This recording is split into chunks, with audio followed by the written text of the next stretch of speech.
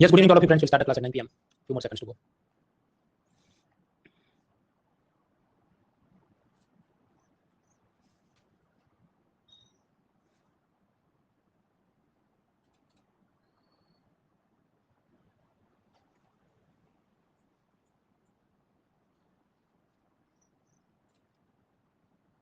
Alright friends, so now it is 9 p.m. We'll start this class. My first question is, can you see me, can you hear me, क्या मेरे देख सकते हैं, सुन सकते हैं, true false में बताइए वोट करके।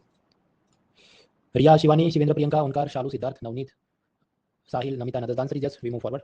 2% लोग बोल रहे हैं नहीं देख सकते, तो अपने कीबोर्ड पर कंट्रोल या कंट्रोल शिफ्ट प्रेस करो। क्रोम ब्राउजर यूज करो, ऐड ऑन डिसेबल करो, इनकॉग्निटो मोड में लॉगिन करो, hopefully it work. Mobile app से देख रहे हैं, मेक श्योर इंटरनेट की स्पीड अच्छी हो, देन इट वर्क। क्लास में जो भी डाउट है नोट पेन से लिख दो। क्लास खत्म होने के बाद मुझे गूगल फॉर्म से पूछो, जिसका लिंक चैट बॉक्स के अंदर टॉप सेक्शन में, और फिर वेडनेसडे एक पीडीएफ फाइल बना के मैं उसकी जवाब अपलोड कर दूंगा। आगे बढ़ने से पहले कल तक जो पढ़ा था उसमें से कुछ एमसीक्यू सॉल्व करते हैं। 2020 प्ले में ये पूछा, जिला स्तर की सहकारी बैंकों के बारे में सही वाक्य ढूंढिए। पहला, अनुसूचित वाणिज्य बैंक और क्षेत्रीय ग्रामीण बैंकों की तुलना में जिले के सहकारी बैंक ज्यादा मात्रा में कर्जा देते हैं। In terms of short-term credit delivery to the agriculture sector, district central cooperative banks deliver more credit in comparison to scheduled commercial banks and regional rural banks. दूसरा, जिले के सहकारी बैंकों का एक प्रमुख काम है प्राथमिक कृषि एवं सोसाइटियों को पैसा देना। One of the primary important function of the DCCB is to provide funds to the primary agriculture credit society. Then only one only two both correct, neither correct, जो भी आपकी वोटिंग लाइन टाइम शुरू होता है। अब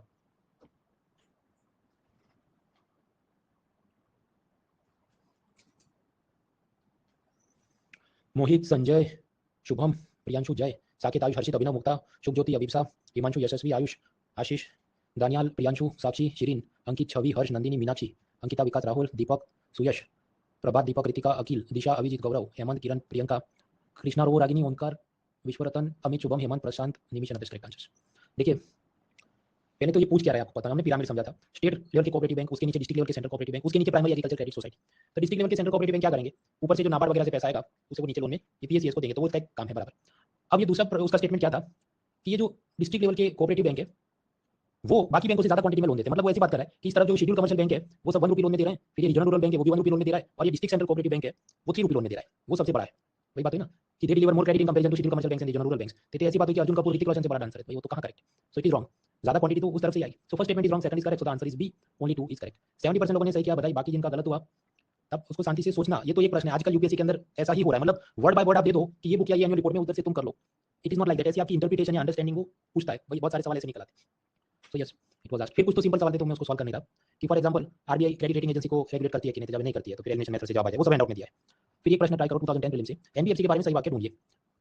पहला, NBFC सरकारी प्रतिभूतियां नहीं खरीद सकते, they can not engage in the acquisition of the government security issued by government. Second, बचत खाते की डिमांड डिपॉजिट नहीं ले सकते, they can not accept demand deposits like savings account. तो आपने यहां पर करेक्ट फाइंड करना है, only 1 only 2 both correct, neither correct. Voting line and timer starts now.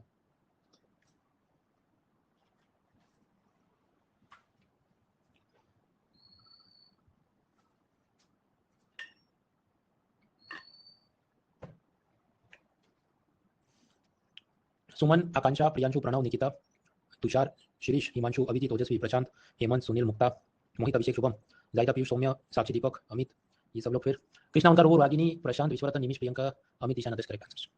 देखिए एनबीएफसी के जीसेट नहीं खरीद सकते, तो आप याद करो जो म्यूचुअल फंड है या फिर प्राइमरी डीलर्स हैं वो तो गवर्नमेंट सिक्योरिटी खरीदते हैं, वो उनका काम है। So first statement is wrong, second is correct. तो first statement is wrong, second is correct. वो डिमांड डिपॉजिट एक्सेप्ट नहीं कर सकते, मैक्सिमम चीज के बजाज फिनसर्व वगैरह आपसे फिक्स डिपॉजिट ले सकते हैं, पर वो तो टाइम डिपॉजिट है, तो डिमांड डिपॉजिट तो नहीं है। यानी second statement is correct, they can not accept demand deposit. First is wrong, so the answer is D, only 2 is correct. और भी प्रश्न है, ये जो काफी सारे प्रश्न इसके जो पिलर 1 के हैं, वैसे आप हैंडआउट पढ़ो, उसको सॉल्व करो। अदरवाइज वेडनेसडे की जो क्विज होगी उसके अंदर आपको मिल जाएगी, वो बाकी सारे सवाल सॉल्व करने बैठे आधा घंटा उसी में चला जाएगा, तो हम देख नहीं रहे। फिर आगे बढ़ते हैं, learning about pillar 1 B 2 burning issues in the banking sector. कल आप लोन की टाइप्स देखे, नॉन परफॉर्मिंग एसेट की डेफिनेशन देखी, सबप्राइम क्राइसिस और उसके बाद ट्विन बैलेंस शीट सिंड्रोम देखा। आज उसके आगे बढ़ते हैं, surprise act, insolvency, bankruptcy code और बाकी सब चीजें समझनी। इसका हैंडआउट मैंने अपलोड कर दिया। आपके पास अगर पीसी या लैपटॉप है, गूगल पे सर्च करो, मोनाल अकेडमी, मेरी प्रोफाइल पे मिलेगी, स्क्रॉल डाउन करो, उधर मेरा कोर्स मिले पीसीबी के दफ्तर, उसको खोलो, नया पेज खुलता है, उसके अंदर अपडेट बटन को क्लिक करो, तो राइट हैंड साइड से साइड बार खुलती है, उसमें सब आपको पीडीएफ के जो भी जवाब और बाकी भी चीजें जो पूछी गई गूगल फॉर्म से वो सब वहां मिल जाएगा। अगर आपके पास मोबाइल ऐप है तो उसमें लर्न ऐप में जाओ, कम्युनिटी टैब में क्लिक करो, मेरी प्रोफाइल पे जाओ, और प्रोफाइल के अंदर आप स्क्रॉल अप करोगे तो ये माल मिल जाएगा। वहां जो पीडीएफ खुलती है तो एक साइड पे कुछ 3 डॉट्स होते हैं, उसको क्लिक करो तो डाउनलोड होता है। क्या तो हमने कल तक वो सब समझा था कैसे अमेरिका में सबप्राइम क्राइसिस आती है और उसके बाद इंडिया के अंदर भी सब फाइनेंशियल प्रॉब्लम शुरू होते हैं। अब वो सब पुरानी कहानी है, उससे लड़ने के लिए to fix the bad loan problem 2015 to 19 तक आरबीआई ने अलग अलग फ्रेमवर्क बनाए थे कि how to fix this, rectification, restructuring, recovery, ये सब में हम लोग नहीं जाएंगे क्योंकि ये सब बहुत पुरानी चीज हो गई, उसको आरबीआई ने खुद भी बंद कर दिया है। आजकल नया चलता है इंसॉल्वेंसी, बैंक्रप्सी कोड, तो उसमें हम नहीं जाएंगे। कोरोना के बाद भी आरबीआई ने केवी कामत कमेटी बनाई थी, उस हिसाब से रिजोल्यूशन फ्रेमवर्क 1.0 2.0 ऐसी सिंपल चीजें करी थी, पर वो बहुत नहीं बड़ी बहुत बड़ी चीज नहीं, so not waste time on that. So now we move to next topic, SARFAESI act और बाकी जो अलग अलग पॉइंट्स थे। नाउ वन मोर थिंग, अब मुझे लगता है कि मैं कल की स्लाइड के अंदर जो 4-5 चीजें रह गई इधर पेस्ट करना बच गया, तो डू नॉट पैनिक। वो बात ऐसी थी कि कोरोना के बाद बैंकों ने जो लोन आपको दिए थे उसके ईएमआई पर 6 मंथ्स के लिए आरबीआई ने सस्पेंड कर दिया था कि 6 महीने तक आपको ईएमआई भरने की जरूरत नहीं, ऐसी कुछ उसने रोक लगाई थी। अब वो पूरा मामला क्या उसकी स्लाइड थी, अब कल हो रही है, आज मुझे उसको वहां से यहाँ शिफ्ट करना था, बट ये बात बड़ी में शायद रह गया। डू नॉट वरी, वो मैं कल कवर कर दूंगा, तो उसकी पैनिक लेने की जरूरत नहीं है। Tomorrow I will deal with that, 2 line का मुद्दा है, बड़ी बात नहीं है, कल उसको देख लेंगे। क्या इन बिटवीन पहले हम आगे अब समझने बैठते हैं सरफाइस एक्ट और इंसॉल्वेंसी, बैंक्रप्सी कोड वगैरह क्या है। तो देखिए 70 और 80 के ज़माने में ये बिजनेसमैन लोन लेते थे पर वापस नहीं करते थे और कोर्ट में केस चलता रहे तो bankers were unable to recover the loans. तो फिर जो नरसिम्हम कमेटी बनी उसने ये कहा कि एक अलग जात के कोर्ट बनाते हैं जिसको हम कहेंगे डेट रिकवरी ट्रिब्यूनल्स और वहाँ इनका केस चले और फास्ट ट्रैक पे उसको खत्म किया जाए। So separately debt recovery tribunals were made after this Narasimham committee. उसके बाद वापस से नरसिम्हम कमेटी 97 में दूसरी बार बनती है। उसने पाया कि जो डेट रिकवरी ट्रिब्यूनल है उनको थोड़ा और पावर देने की जरूरत है, लीगल पावर बढ़ाने उसकी और एक प्रॉपर स्ट्रक्चर होना चाहिए। तो एक नया कानून बनता है उसको हम कहते हैं सरफाइसी एक्ट। सरफाइसी एक्ट का फुल फॉर्म जो है वो बैंक एग्जाम के लिए याद रखना है, अपने एग्जाम में काम करें। सरफाइसी एक्ट का ऑब्जेक्टिव क्या है? बिना कोर्ट की परमिशन लिए बैंक आपका प्रॉपर्टी जब्त कर ले, उसकी ऑक्शनिंग नीलामी कर दे, ऐसे सब उसको पावर मिल जाते हैं। तब समझते हैं what exactly is the SARFAESI act. Suppose Vijay Mallya ने लोन वापस नहीं किया और ये एक सिक्योर्ड लोन था। सिक्योर्ड लोन हमने कल पढ़ा था कि जिसमें आपने कुछ गिरवी रखना पड़ेगा, अपना एरोप्लेन है, जो भी प्रॉपर्टी है, ऑफिसेज है। So then suppose he is not repaying the loan, तो बैंकर उसकी सारी ये प्रॉपर्टी जो उसने गिरवी रखी है उसको अटैच कर लेगा विदाउट कोर्ट ऑर्डर। कोर्ट में जाके उसने कोई परमिशन लेने की जरूरत बैंकर ने कोई परमिशन नहीं लेनी। फिर ऐसी जो भी प्रॉपर्टी हाथ में ले ली उसमें क्या करेगा, उसकी ऑक्शन या सेल या नीलामी कर लेगा। अगर कंपनी पूरी कंपनी टेक ओवर करके उसके बोर्ड ऑफ डायरेक्टर में वो अपने ऑफिशियल्स को बिठा देगा। ये सब पावर सरफाइसी एक्ट उसको देता है, इसको बैंकर को। Now sometimes it will happen, suppose ये एरोप्लेन अटैच कर लिया और बैंक चाहता है मैं इसकी ऑक्शनिंग करूं। अब ऑक्शनिंग करो तो आप सोचो किंगफिशर कंपनी का प्लेन है, सामने कौन खरीद सकता है? Air India, IndiGo, Spice Jet. But suppose no one is interested in India कि भाई नहीं चाहिए, हमारे पास ऑलरेडी प्लेन है। तो फिर उसने फॉरेन में ऑप्शन करना पड़ेगा, सिंगापुर या कुवैत या दुबई में करूं। बट इतना बड़ा तो ये बैंकर का नेटवर्क होगा नहीं कि वो वहां तक पहुंच सके। So then what banker should do, उसने ये पूरी चीज किसी और कंपनी को बेच देनी चाहिए जो इसमें स्पेशलाइज करता है। ऐसी कंपनियों को हम कहते हैं एसेट रिकंस्ट्रक्शन कंपनीज, जो एक जाती है एनबीएफसी कंपनी। उसका काम क्या है? ऐसी सब बैड लोन में जो एसेट्स होती हैं उसको वो खरीद लेता है और आगे जाके किसी और को बेचता है। So if bank cannot find the buyers for the particular asset in auction, तो हो सकता है बैंकर इसको एआरसी कंपनी को सेल कर दे। फॉर एग्जांपल मुकेश अंबानी के छोटे भाई अनिल अंबानी की ऐसी रिलायंस एआरसी कंपनी। अब क्या होगा, सपोज एरोप्लेन 100 करोड़ का, बैंकर को कोई बायर मिल नहीं रहा, तो वो इसको अनिल अंबानी को 80 करोड़ में सेल कर लेगा। अनिल अंबानी फिर जाके हो सकता है इंडोनेशिया में बेचे 95 करोड़ में, तो उसका भी बीच में प्रॉफिट और सबका काम हो गया। सो that is the work of asset reconstruction company. एक जाके आप उसको कबाड़ी वाला सोच सकते हैं। अब आप समझो यू आर परचेजिंग न्यूज़पेपर और ये न्यूज़पेपर की रद्दी है, आप उसको कबाड़ी वाले को बेचते हैं। Suppose he give you 5 rupees, फिर वो कबाड़ी वाला जाता है 25 किलोमीटर दूर कोई रिसाइक्लिंग प्लांट होगा, उसको वो 8 रुपये में बेचता होगा, तो प्लस 3 रुपये उसका प्रॉफिट है। करेक्ट। अब आप ये कहेंगे तो फिर तो मैं ही अपनी ये जो जितनी रद्दी है उसको खुद ही एक गाड़ी में भर के जाता हूँ 25 kilometre and then I will sell it for 8 rupees, तो मेरा प्रॉफिट होगा। Will that not be correct और राइट? तो भाई आप पेट्रोल का भी तो भाव सोचो ना, पेट्रोल डीजल व्हाटएवर 80 रुपये 100 रुपये ऊपर जो चलता हो, transport will be expensive, therefore you can not directly sell to recycling company. तो उसी तरह इधर समझो, मैं जो आपको बता रहा था, अगर एक्सिस बैंक को पता चले ये एरोप्लेन बेचने के लिए इंडोनेशिया जाना है तो उसको वो परवड़ेगा नहीं, it will not B cost effective for axis bank, इसलिए वो इसको सेल कर रहा है कम भाव में, किसको? ईआरसी कंपनी को। मतलब कुछ लोग गंडा उठाते हैं कि ईआरसी कंपनी क्यों ऐसा सब खरीदेगी? भाई उसको अगर जमता हुआ खरीदेगा, अगर उसको लगता है मैं 80 करोड़ में प्लेन खरीदूं, इंडोनेशिया में 95 करोड़ में बेच सकता हूं, देन ही विल बाय। कोई इधर इकोनॉमी में समझो कोई पिस्तौल नहीं दिखा रहा है। Every agent of the economy is driven by the profit motive, उनको जमता हुआ तो करेगा, नहीं जमता नहीं करेगा। Anyway, so these are the features of the SARFAESI act. अब प्रश्न होता है सरफाइसी एक्ट में किस किस को ये सब पावर मिला है, ये सब प्रॉपर्टी एरोप्लेन सब अटैच करने का? All type of banks, cooperative bank, commercial bank, RRB, जो बोलो, जिसने लोन दिया, जो कोई उसमें सिक्योर्ड एसेट है, they can attach it. Second, housing finance company जैसे डीएचएफएल वगैरह जो होम लोन देते हैं। तीसरा, एनबीएफसी कंपनी, पर उसमें शर्त है, पहला वो एनबीएफसी कंपनी की एसेट साइज 100 करोड़ या उससे ज्यादा, मतलब बड़े खिलाड़ी, बजाज फिनसर्व वाइल टाइप। दूसरा, उसने जिसको लोन दिया है वो लोन का भी साइज कम से कम 20 लाख होना चाहिए। हमें ये रूल्स याद नहीं रखने, हमें ये याद रखना है कि some type of NBFC company also have this power. सबके पास नहीं है, कुछ एनबीएफसी के पास भी ये पावर है कि वो सरफाइसी एक्ट का पावर यूज करके बिना कोर्ट ऑर्डर के ये सिक्योर्ड लोन्स के सब एसेट्स को अटैच कर सकते हैं, जब्त कर सकते हैं। तो ये तो मतलब राइट्स हुए लेंडर्स के। अब उसके सामने बोरोवर्स के क्या राइट है? समझो कि विजय माल्या ने 5 करोड़ का लोन लिया है, वापस नहीं कर रहा, और स्टेट बैंक ऑफ इंडिया उसकी प्रॉपर्टी अटैच कर रहा है। सपोज प्रॉपर्टी की वैल्यू 6 करोड़। अब आप कहीं पर तो इतनी ज्यादा उसने क्यों गिरवी रखी? भाई आप समझो ऐसा होगा ना, 2005 में ये प्रॉपर्टी का वैल्यू होगा 5 करोड़, अभी आप 2020 में देखो तो क्या होगा, 23 में हो सकता है 6 करोड़ हो गया। Anyway, so now what are the rights of the borrower? Vijay Mallya को कुछ कानूनी सुरक्षा है कि नहीं? तो पहला है yes, right to ample notice, मतलब नीलामी के 60 डेज का उसको पहले नोटिस देना होगा कि 60 डेज के अंदर तुम ये सब फिक्स करो, अदरवाइज हम नीलामी करें। दूसरा, राइट टू बी हर्ड, कि वो 60 डेज में वो जाके अपनी रिप्रेजेंटेशन कर सकते हैं, मुझे ज्यादा टाइम चाहिए वो, and bank will look into this कि क्या व्हाट इज बेस्ट पॉसिबल। तीसरा, right to ensure fair value, मतलब प्रॉपर्टी की वैल्यू 6 करोड़ है तो फिर एसबीआई का नहीं है तो 1 करोड़ तैयार में तो बेच के अभी भी तुम्हारे 4 करोड़ बाकी है, ऐसा सब बदमाशी नहीं कर सकता। चौथा, राइट टू बैलेंस प्रोसीड, मतलब सपोज ये प्रॉपर्टी ऑक्शन हुआ, 6 करोड़ मिला, असल में माल्या ने कितना रिटर्न करना है, 5 करोड़, तो फिर एसबीआई क्या करेगा, 5 करोड़ अपने पास रखेगा और 1 करोड़ रुपीस माल्या को रिटर्न कर देगा, क्योंकि ऑक्शनिंग में उसको लोन में जितना बकाया पैसा बाकी उससे भी थोड़ा ज्यादा मिल गया है। तो राइट टू बैलेंस प्रोसीड। पांचवा, राइट टू ह्यूमन ट्रीटमेंट, मतलब सुबह 7 से शाम को 7 बजे तक ही रिकवरी एजेंट आ सकते हैं, उसके बाद आपको परेशान नहीं कर सकते। तो these are some of the rights available to borrowers. आगे, अगर आपको नीचे की कोर्ट से सजा हो जाए तो आप हाई कोर्ट में, सुप्रीम कोर्ट में जा सकते हैं, जैसा वो राहुल गांधी ने किया, उसको वो सब इलेक्शन में से डिबार किया गया, उसके बाद वो सब आप जानते हैं। तो सिमिलरली यहाँ पर कोई अपील स्ट्रक्चर है कि नहीं, कि विजय माल्या ये पूरी प्रोसेस को रोकने के लिए हाई कोर्ट सुप्रीम कोर्ट का जाए, ऐसा है कि नहीं? तो जवाब यस। उसने तो माल्या से इसकी मैं नीलामी रुकाऊं तो कैसे, how do I stop this auctioning of my assets? तो स्टेज 1 पे उसने जाना पड़ेगा डेट रिकवरी ट्रिब्यूनल पे। लेकिन ये जो डेट रिकवरी ट्रिब्यूनल सेपरेट जाके कोर्ट है, उसमें शर्त होती है कि आपको अगर अपनी अर्जी डालनी है तो मिनिमम 12,000 से 1.5 लाख रुपये फीस लगती है, और इतनी स्टैम्प ड्यूटी कुछ भरो तो ही तुम्हारे केस की मैं सुनवाई करूंगा। ये नंबर्स याद नहीं रखने, हमें ये समझना है ये फी क्यों रखी है, ताकि फालतू की अपील लेके कोई आ नहीं जाए। अदरवाइज आप सोचो इसके पास 0 रुपया है और फिर भी अपील करता फिर बैंक को अपना 5 करोड़ करता, ये तो सालों साल चलते रहेगा। इसलिए नॉन सीरियस टाइप की जो पब्लिक है वो उधर आए नहीं, उसके वास्ते ऐसी फी रखी। So this is stage 1। Suppose यहाँ पर भी माल्या के फेवर में जजमेंट नहीं आता तो वो स्टेज 2 में कहा जाएगा, स्टेज 2 में हो जाएगा डेट रिकवरी अपीलेट ट्रिब्यूनल, वो नेक्स्ट लेवल की कोर्ट है। लेकिन वहां पर ऐसा शर्त होगा कि जितनी भी लोन आपकी बाकी है, सपोज 5 करोड़, तो उसका 50% पहले डिपॉजिट करो, मतलब कितना 2.50 करोड़, तब जाके कोर्ट में हियरिंग होगी। तो स्वाभाविक अगर इतना पैसा उसके पास होता तो ये पूरे प्रॉब्लम्स ही नहीं होते। सो ऑटोमेटिकली ये सिस्टम कैसी है कि it will discourage the appeal. इसलिए मतलब जो सरफाइसी एक्ट है उसकी क्या भावना है कि जल्दी जल्दी सब केस खत्म हो जाए, ये बोरोवर को बहुत हमको पैम्पर नहीं करना है, तुष्टिकरण नहीं करना इसका। हाँ, बोलने के लिए हमने देखा केस, उसको राइट भी अपना आप जानते हैं, ये तो सब कहने की बात है। आप ये तो बेस्ट है भाई, सरफाइसी एक्ट ऐसा ही सब चलानी चाहिए डंडे, but there are some limitations. Suppose Uttarakhand के अंदर एक होटल हो और कोरोना के बाद उसका बिजनेस ठप हो जाए और वो अपना लोन रिटर्न नहीं कर पा रहा है, suppose the loan pending is 10 crore. अब स्टेट बैंक ऑफ इंडिया कह रहा है हाँ भाई तो चलो तुम्हारी होटल की नीलामी करते हैं, सरफाइसी ऑक्शन है। But you know that after corona पूरा बिजनेस टूरिज्म और होटल इंडस्ट्री का डाउन है, तब बोलने को कह सकते हैं hotel properties were 10 crore, but जब असल में उसका ऑक्शनिंग होगा हो सकता है सिर्फ 5 करोड़ रुपए रिकवर हो पाए, क्योंकि कोई आगे होगी उत्तराखंड में आजकल टूरिज्म मतलब था अपन, आजकल कोरोना के बाद people are coming less. Second problem, अगर एसबीआई इस प्रकार से होटल बंद करके ऑक्शनिंग चालू करता है तो होटल में जो भी स्टाफ है they will be jobless now. So these are limitations of SARFAESI कि अननेसेसरीली स्ट्रिक्ट है। बट व्हाट इफ एसबीआई ने कुछ मीडिएशन आर्बिट्रेशन समझौता किया होगा कि ठीक है तुमको थोड़ा रिलैक्सेशन दे देते हैं, कि फॉर एग्जांपल आपको ओरिजिनल लोन इंटरेस्ट था 10%, let me reduce it to 8%, सबको ओरिजिनल लोन आपने रिटर्न करना था 12 इयर्स में, let me give you more breathing room 15 years में, हौले हौले धीरे धीरे आप रिटर्न करना। अगर ऐसा कुछ मांडवली मध्यस्थ आर्बिट्रेशन हो जाता तो इसमें भी ऑफकोर्स इंटरेस्ट रिड्यूस किया तो हो सकता है 10 करोड़ की जगह होटल ओनर 8 करोड़ ही दे पाए, पर आप समझो ऑक्शनिंग करते तो 5 करोड़ मिलते ना, तो उससे तो 3 करोड़ ज्यादा ही है। कुछ बार ये भी कर सकता है बैंक मैं तुम्हें एक और नया बिजनेस पार्टनर ढूंढ के देता हूँ, धीरे धीरे 15 इयर्स में वापस करना होगा। और इससे एक और भी पॉजिटिव इंपैक्ट ऑन इकोनॉमी कि जॉब लॉस नहीं होगा, जो भी वहां पर वेटर है, स्टाफ है, शेफ है, उनका काम चालू है। But SARFAESI act does not allow this. SARFAESI act में सब ब्लैक एंड व्हाइट ही है कि या तो इस तरफ या उस तरफ, आइदर ऑप्शन और नो ऑप्शन। तो सरफाइसी मतलब लिक्विडेशन, ऑप्शन, जॉब लॉस, ये सब होता है। In some businesses auctioning will not give you best return, कुछ बार रिस्ट्रक्चरिंग इज बेटर, पर ये सब सरफाइसी अलाउ नहीं करता, that is the limitation. Second, ये जो मैंने आपको बताया date recovery tribunal, debt recovery appeal tribunal और सब स्टिक काम है, बट दे आर अंडरस्टाफ, जो भी जज होने चाहिए वगैरह वो कम है, तब अपील डालेंगे वो सब हियरिंग होते रहेगा। असल में the case will drag on for years, क्योंकि लेट मी गो बैक, मैंने आपको यहाँ बताया कि आप माल्या को डेट रिकवरी ट्रिब्यूनल में कंप्लेन करें 12,000 टू 1.50 लाख रुपए फीस है, पर आप सोचो माल्या के लिए तो वही कुछ नहीं है, वो तो उसका बोलता है उसे दारू का ज्यादा खर्चा हो, so then he will just file the case. और मैंने कहा यहाँ पर जज की शॉर्टेज है तो बहुत सारे केस चलते रहेंगे, तो पेंडिंग पे हियरिंग होते होते 2-3 साल लग जाए। In between what will happen, suppose जो प्लेन था 10 करोड़ रुपए का, आप जानते कोई भी व्हीकल है जैसे जैसे ईयर्स गुजरते हैं उसकी प्राइस मार्केट में कम हो जाती है, तो अगर ये मामला 3 इयर्स तक चलता है तो ये 10 करोड़ का प्लेन फिर 5 करोड़ का हो जाए, तो उसको ऑक्शनिंग करने की परमिशन भी मिल जाए अगर स्टेट बैंक ऑफ इंडिया को, it will not be the best recovery of money.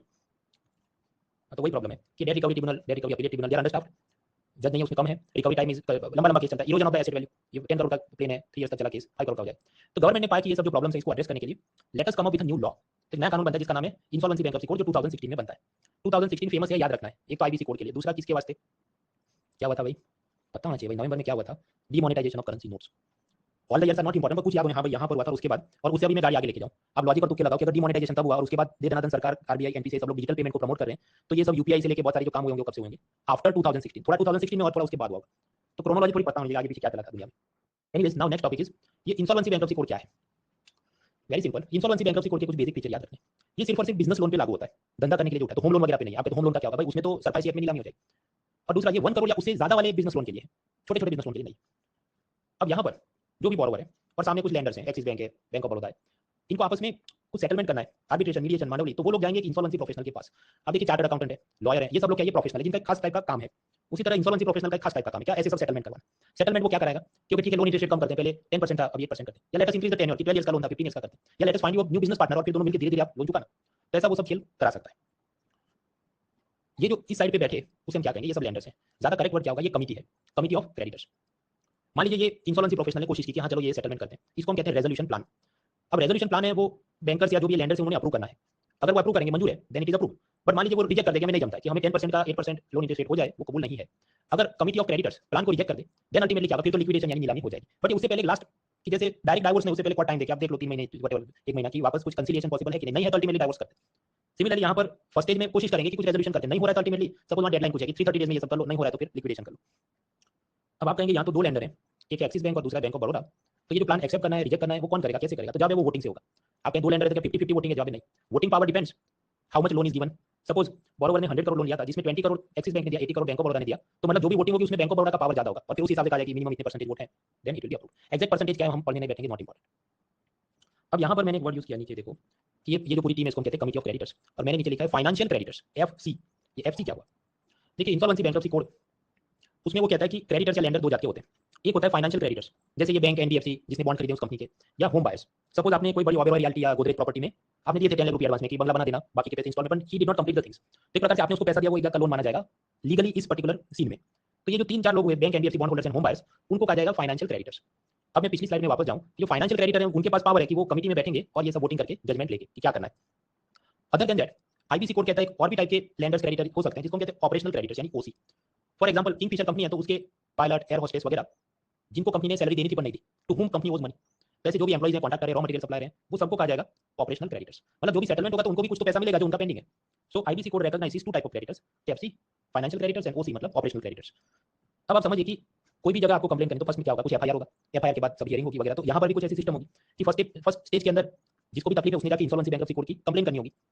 तो क्या फाइनेंशियल क्रेडिटर जैसे ये बैंक एनबीएफसी कंप्लेन कर सकते हैं? डेफिनेटली कॉमन सेंस की बात कर ही सकते हैं। क्या ये ऑपरेशनल क्रेडिटर जैसे ये पायलट एम्प्लॉइज की हमारा सैलरी बाकी और ये कहता है लोन का पैसा नहीं चुका सकता, पैसा ही नहीं, तो can they go and file complain under insolvency bankruptcy code? The answer is yes, they can also file complain. लेकिन उसके बाद जो नेक्स्ट स्टेप होगा कि कोर्ट कहेगा अब ये कमिटी ऑफ क्रेडिटर बनाओ, एक इंसॉल्वेंसी प्रोफेशनल अपॉइंट करो, आपस में सेटलमेंट करो। तो वो जो कमिटी बनेगी, क्या फाइनेंशियल क्रेडिटर मतलब बैंक एनबीएफसी उसमें बैठ सकते हैं? हाँ। क्या ऑपरेशनल क्रेडिटर मतलब ये पायलट एम्प्लॉय वगैरह बैठ सकते हैं? जावे वो नहीं बैठ सकते। So that is FC OC and, this insolvency bankruptcy code. अभी इसको एक स्टेप और आगे ले जाते हैं। ये चार्ट आपके हैंडआउट में भी है तो चिंता करने की जरूरत नहीं। अब आप पूरा सीन समझो। बोरोवर है, उसने बिजनेस लोन लिया है 1 करोड़ या उससे ज्यादा का। बैंक बोला मेरा पैसा वापस करो, या एम्प्लॉय करे मेरा सैलरी दो, को नहीं दिया, मैं तो खाली हो गया। तब जानते हैं लेंडर है वो फाइनेंशियल क्रेडिटर है, एम्प्लॉय है वो ऑपरेशनल क्रेडिटर है। तब दोनों में से जिसको भी ज्यादा तकलीफ है या ज्यादा बेचैनी है, they can go and file complain. तो वो कंप्लेन करेंगे, क्या पुलिस थाने जाने नहीं, उसकी अलग कोर्ट होती। वो कौन सी कोर्ट है उसका भी आगे नाम जानते हैं। अभी के लिए उसको बोलो एडजुडिकेटिंग अथॉरिटी। समझो कोई जज बैठा है वहां, सो जज विल रिव्यू द केस की सच में है या कोई फर्जी केस ऐसी फेक कंप्लेन है, and then within 14 days वो डिसीजन लेगा कि हाँ ये केस वैलिड है, इसको चलाओ, या ये फर्जी केस है, इसको रिजेक्ट करो।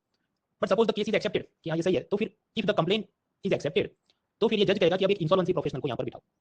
इंसॉल्वेंसी प्रोफेशनल ने अलग से, जैसे चार्टर्ड अकाउंटेंट ने एग्जाम पास करनी पड़ती है, इन लोगों ने भी अलग से एग्जाम पास करनी होती है, उनके पास सब सर्टिफिकेट्स होते हैं उसके, जैसे जिसको लाइसेंस होता है प्रैक्टिस करने का। फिर कोर्ट देखेगा अच्छा ये साइज का केस है, मतलब इधर भी समझ कैटेगरी होगी, मान लीजिए एबीसी की एकदम बड़े लेवल का 500 करोड़ का केस है तो इतना सीनियर मोस्ट होना चाहिए, वो इसको देखेगा वगैरह। So then insolvency professional will start the work. उसके पास कुछ 330 डेज की टाइम लिमिट होती है, विद इन दैट जो मैंने आपको बताया लोन इंटरेस्ट कम करो, टेन्योर बढ़ाओ, नया बिजनेस पार्टनर फाइंड करो, और ये रेजोल्यूशन प्लान लेके जाओ कमिटी ऑफ क्रेडिटर के पास। अगर वो एक्सेप्ट करे तो बराबर है, नहीं एक्सेप्ट करे तो ये कंपनी की लिक्विडेशन यानी नीलामी कर दो। सो that is how insolvency bankruptcy code works. अब यहाँ पर ये जो मैंने जज का फोटो डाला है कि जहाँ फर्स्ट स्टेप पे आपने कंप्लेन करनी है, उसको हम क्या कहें? एडजुडिकेटिंग अथॉरिटी यानी ए। हाँ, तो ये मतलब कौन है? हाई कोर्ट है, सुप्रीम कोर्ट है, कौन है? एडजुडिकेटिंग अथॉरिटी हम कहें फर्स्ट लेवल की कोर्ट। फर्स्ट लेवल की कोर्ट। अब देखिए बिजनेस लोन इंडिविजुअल पर्सन ने भी लिया हो कि किसी का छोटा मोटा रेस्टोरेंट है या कोई पार्टनरशिप फॉर्म ने लिया, दो जनों ने मिलकर रेस्टोरेंट खोली, तो इनका भी हो सकता है बिजनेस लोन।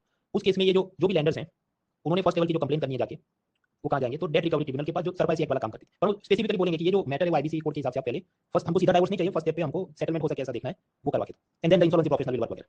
सपोज ये कंपनी है जैसे रिलायंस अदानी वगैरह, तो उन्होंने ये जो फर्स्ट लेवल की कंप्लेन फाइल करनी है वो कहाँ करनी है? National company law tribunal NCLT, जो कंपनी एक्ट में बनाई गई। तो मैं वापस आऊंगी एडजुडिकेटिंग अथॉरिटी यानी ए। हाँ, तो फर्स्ट लेवल पे ये लैंडर्स हैं या एम्प्लॉय जो भी एफसीएफसी, उसी they will go and file complaint to adjudicating authority, जो मैंने आपको बताया दो जात की हो सकती है, इंडिविजुअल पर्सन है या कंपनी है। Then the process will start, ये पूरा जो चल रहा है। अब इसमें भी हो सकता है कोई पार्टी नाराज है कि बोरोवर का ये जो हो रहा है वो गलत हो रहा है वगैरह, तो वो ऊपर अपील में जा सकता है कि नहीं? तो अपील में जाना है उसे, तो सेकंड स्टेज पे अपील स्ट्रक्चर क्या है? National company law appellate tribunal यानी एनसीएलएटी। वो कंपनी एक्ट में बनाई गई है। कंपनी क्या है वो हम फर्स्ट डे जब पिलर 1 सी में जाएंगे तब देखें। यानी उस स्टेज पे कॉमन है, आप समझो। देखो यहाँ दो कॉलम है, यहाँ पर कॉलम मर्ज हो गया कि एक ही चीज है, मतलब चाहे इंडिविजुअल पर्सन या पार्टनरशिप हो या कंपनी, सबके लिए अपील सुनने वाला ये एक ही खिलाड़ी। उसके ऊपर भी अपील जाना तो फिर सीधा जाना पड़े सुप्रीम कोर्ट को, supreme court. So that is the structure of IBC complain and appeal. जो लेटेस्ट हैंडआउट है पीसीबी 10, उसमें आपको ये मिलेगा। पुराने हैंडआउट में ये इधर कुछ खिचड़ी बनी है, उसका कारण कि उस वक्त जो न्यूज़पेपर वाले थे, खासकर एक खास न्यूज़पेपर है वो सस्ते इंटर्न को रखता है जो खुद ही खिचड़ा बना के देते हैं, तो उसके ऊपर क्या हम बना रहे, हमारी भी खिचड़ी चलती है। तो इस बार मैंने ये किया, उसका जो ओरिजिनल मैनुअल है इंसॉल्वेंसी बैंक्रप्सी कोड की ऑफिशियल वेबसाइट से, उसको पढ़ के बनाया। तो इसमें सही है, पुराने वाले में हो सकता है कुछ खिचड़ी लगे तो उसको इग्नोर करना, लेटेस्ट में दिया उसको सही माना। Now next topic is what is this wilful defaulter. देखिए ये जो पूरा रेजोल्यूशन प्रोसेस हमने देखा अभी, वो कौन करा सकता है, मतलब उसमें कौन एलिजिबल है? तो जो विलफुल डिफॉल्टर हो, जैसे मान लिया एसबीआई ने 2017 में बोल दिया कि this gentleman has money but he is not repaying the loan, मतलब ऐसा उसका वॉलेट खाली है। आप जानते हैं माल्या की दो कंपनी बड़ी, एक है किंगफिशर एयरलाइन जो कि उसके लोन प्रॉब्लम है, दूसरी उसके पास कोई यूबीएल नाम की कंपनी है जो ये शराब किंगफिशर बियर वगैरह बनाती है, जहां उसको फुल प्रॉफिट है। तो अगर वो चाहे तो एक ही झटके में सारे लोन वापस चुका सकता है, 9,000 करोड़ के लोन बाकी है, but he is not doing that. तो यानी विलफुली मतलब इरादतन वो पैसा वापस नहीं कर रहा। ओके, तो क्या आईबीसी रेजोल्यूशन में ये जो भी हाथ मिला के सब करना है उसके लिए वो एलिजिबल है? तो जावे नहीं एलिजिबल है, उसकी तो सीधी हो जाएगी सरफासी एक्ट में, नीलामी हो जाएगी उसकी चीजों। On the other hand there could be some other people जिसको इंसॉल्वेंट हो गया, मतलब उसका पैसा खत्म हो गया इसलिए वो लोन वापस नहीं कर, उसका बिजनेस प्रॉब्लम जेन्युइन है वगैरह। So then yes they are eligible for IBC resolution. However there is a condition. मान लीजिए ये जो आदमी है उसकी एनपीए वाले क्लासिफिकेशन में हो गया उसका लोन अकाउंट, और उसको भी मोर देन 1 ईयर हो गया है, और बैंकर ने असेसमेंट किया तो पता चला ये तो पार्शियल लोन भी नहीं दे सकता, 5 करोड़ तो छोड़ो, 2 करोड़ की इसकी औकात नहीं है। तब सोचो उसे क्या रेजोल्यूशन करो। रेजोल्यूशन भी कब हो सकता है कि ओके एटलीस्ट 80% में वापस कर सकता हूं, या एटलीस्ट 10 नहीं तो 15 इयर्स में वापस करता है। ये पूरा धंधा ही चौपट हो गया जिसका, वो क्या कर सकता है? So in that case it is such a incapable person या इनकेपेबल कंपनी, तो फिर नहीं हो सकता, देन नॉट अलाउड। तो फिर उस केस में क्या होगा? सरफासी एक्ट की टाइप की क्या होगी? लिक्विडेशन, नीलामी हो जाएगी। अब कुछ लोग ये कहेंगे कि देखो हमारे पास सरफासी एक्ट है तो फिर आईबीसी कोड क्यों बनाया? तो आप पॉलिटी पढ़ना कि अपने पास इंडियन पिनल कोड है, तो फिर ये पोटा एक्ट, टाडा एक्ट, फिर और भी वो सब मेरे ख्याल से बंद हो गए, फिर और भी एनआई एक्ट बना, फिर कुछ और बना, यूएपीए एक्ट बना। तो मेरा प्रश्न है, अगर ओरिजिनल आईपीसी एक्ट है, अंग्रेज बना के गया और बेस्ट था, तो ये सब नया क्यों बना? क्योंकि ओरिजिनल एक्ट में सरकार को लगा कुछ तकलीफ है, या उसमें फास्ट काम नहीं हो सकता, या उधर सख्त सजा नहीं हो सकती, या कुछ अलग ही कोर्ट की जरूरत है। सिमिलरली सरफासी एक्ट में हमने देखा देयर आर सम लिमिटेशंस, वो जो लिमिटेशंस थी उसको ओवरकम करना था, इसलिए आईबीसी कोड बनाया। अब कुछ लोग आप जाने नहीं तो फिर दोनों को मर्ज कर दो ना। देखिए मर्ज कर दो, मुझे कोई प्रॉब्लम नहीं, पर आप वो ट्विटर पे मोदी जी को ऐसा लिखो कि आप इसको मर्ज कर दो, when it is done, parliament का स्पेशल सेशन बना के अगर वो कभी हो जाए तो ठीक है, फिर then we will update the end. But until that is done भाई जो है उसको पढ़ो, आगे बढ़ो। Around 250 days are left. Race का घोड़े वाला दिमाग होना चाहिए, है तो है उसको। अगर व्हाई नॉट मर्ज देम, अगर मुद्दा होता तो आप लिख के रखो, मैं आपको पढ़ा था, पर मुद्दा है ही नहीं तो उसको नहीं पढ़े। नेक्स्ट क्वेश्चन, अगर कोई आदमी ऐसा इंसॉल्वेंट हो जाए कि मैं लोन वापस नहीं कर सकता, क्या वो इलेक्शन लड़ सकता है? क्या वो सरकारी नौकरी में वो सब जा सकता है? तो जवाब नॉट एलिजिबल। और अगर ऑलरेडी है तो भी शायद उसका वो बंद करा के उसको निकाल दिया जाए। तो वो तो है, वो सब कॉन्स्टिट्यूशन में लिखा है, वो सब जो भी सर्विस कंडक्ट रूल होते हैं गवर्नमेंट एम्प्लॉइज के, उसमें सब लिखा होता है।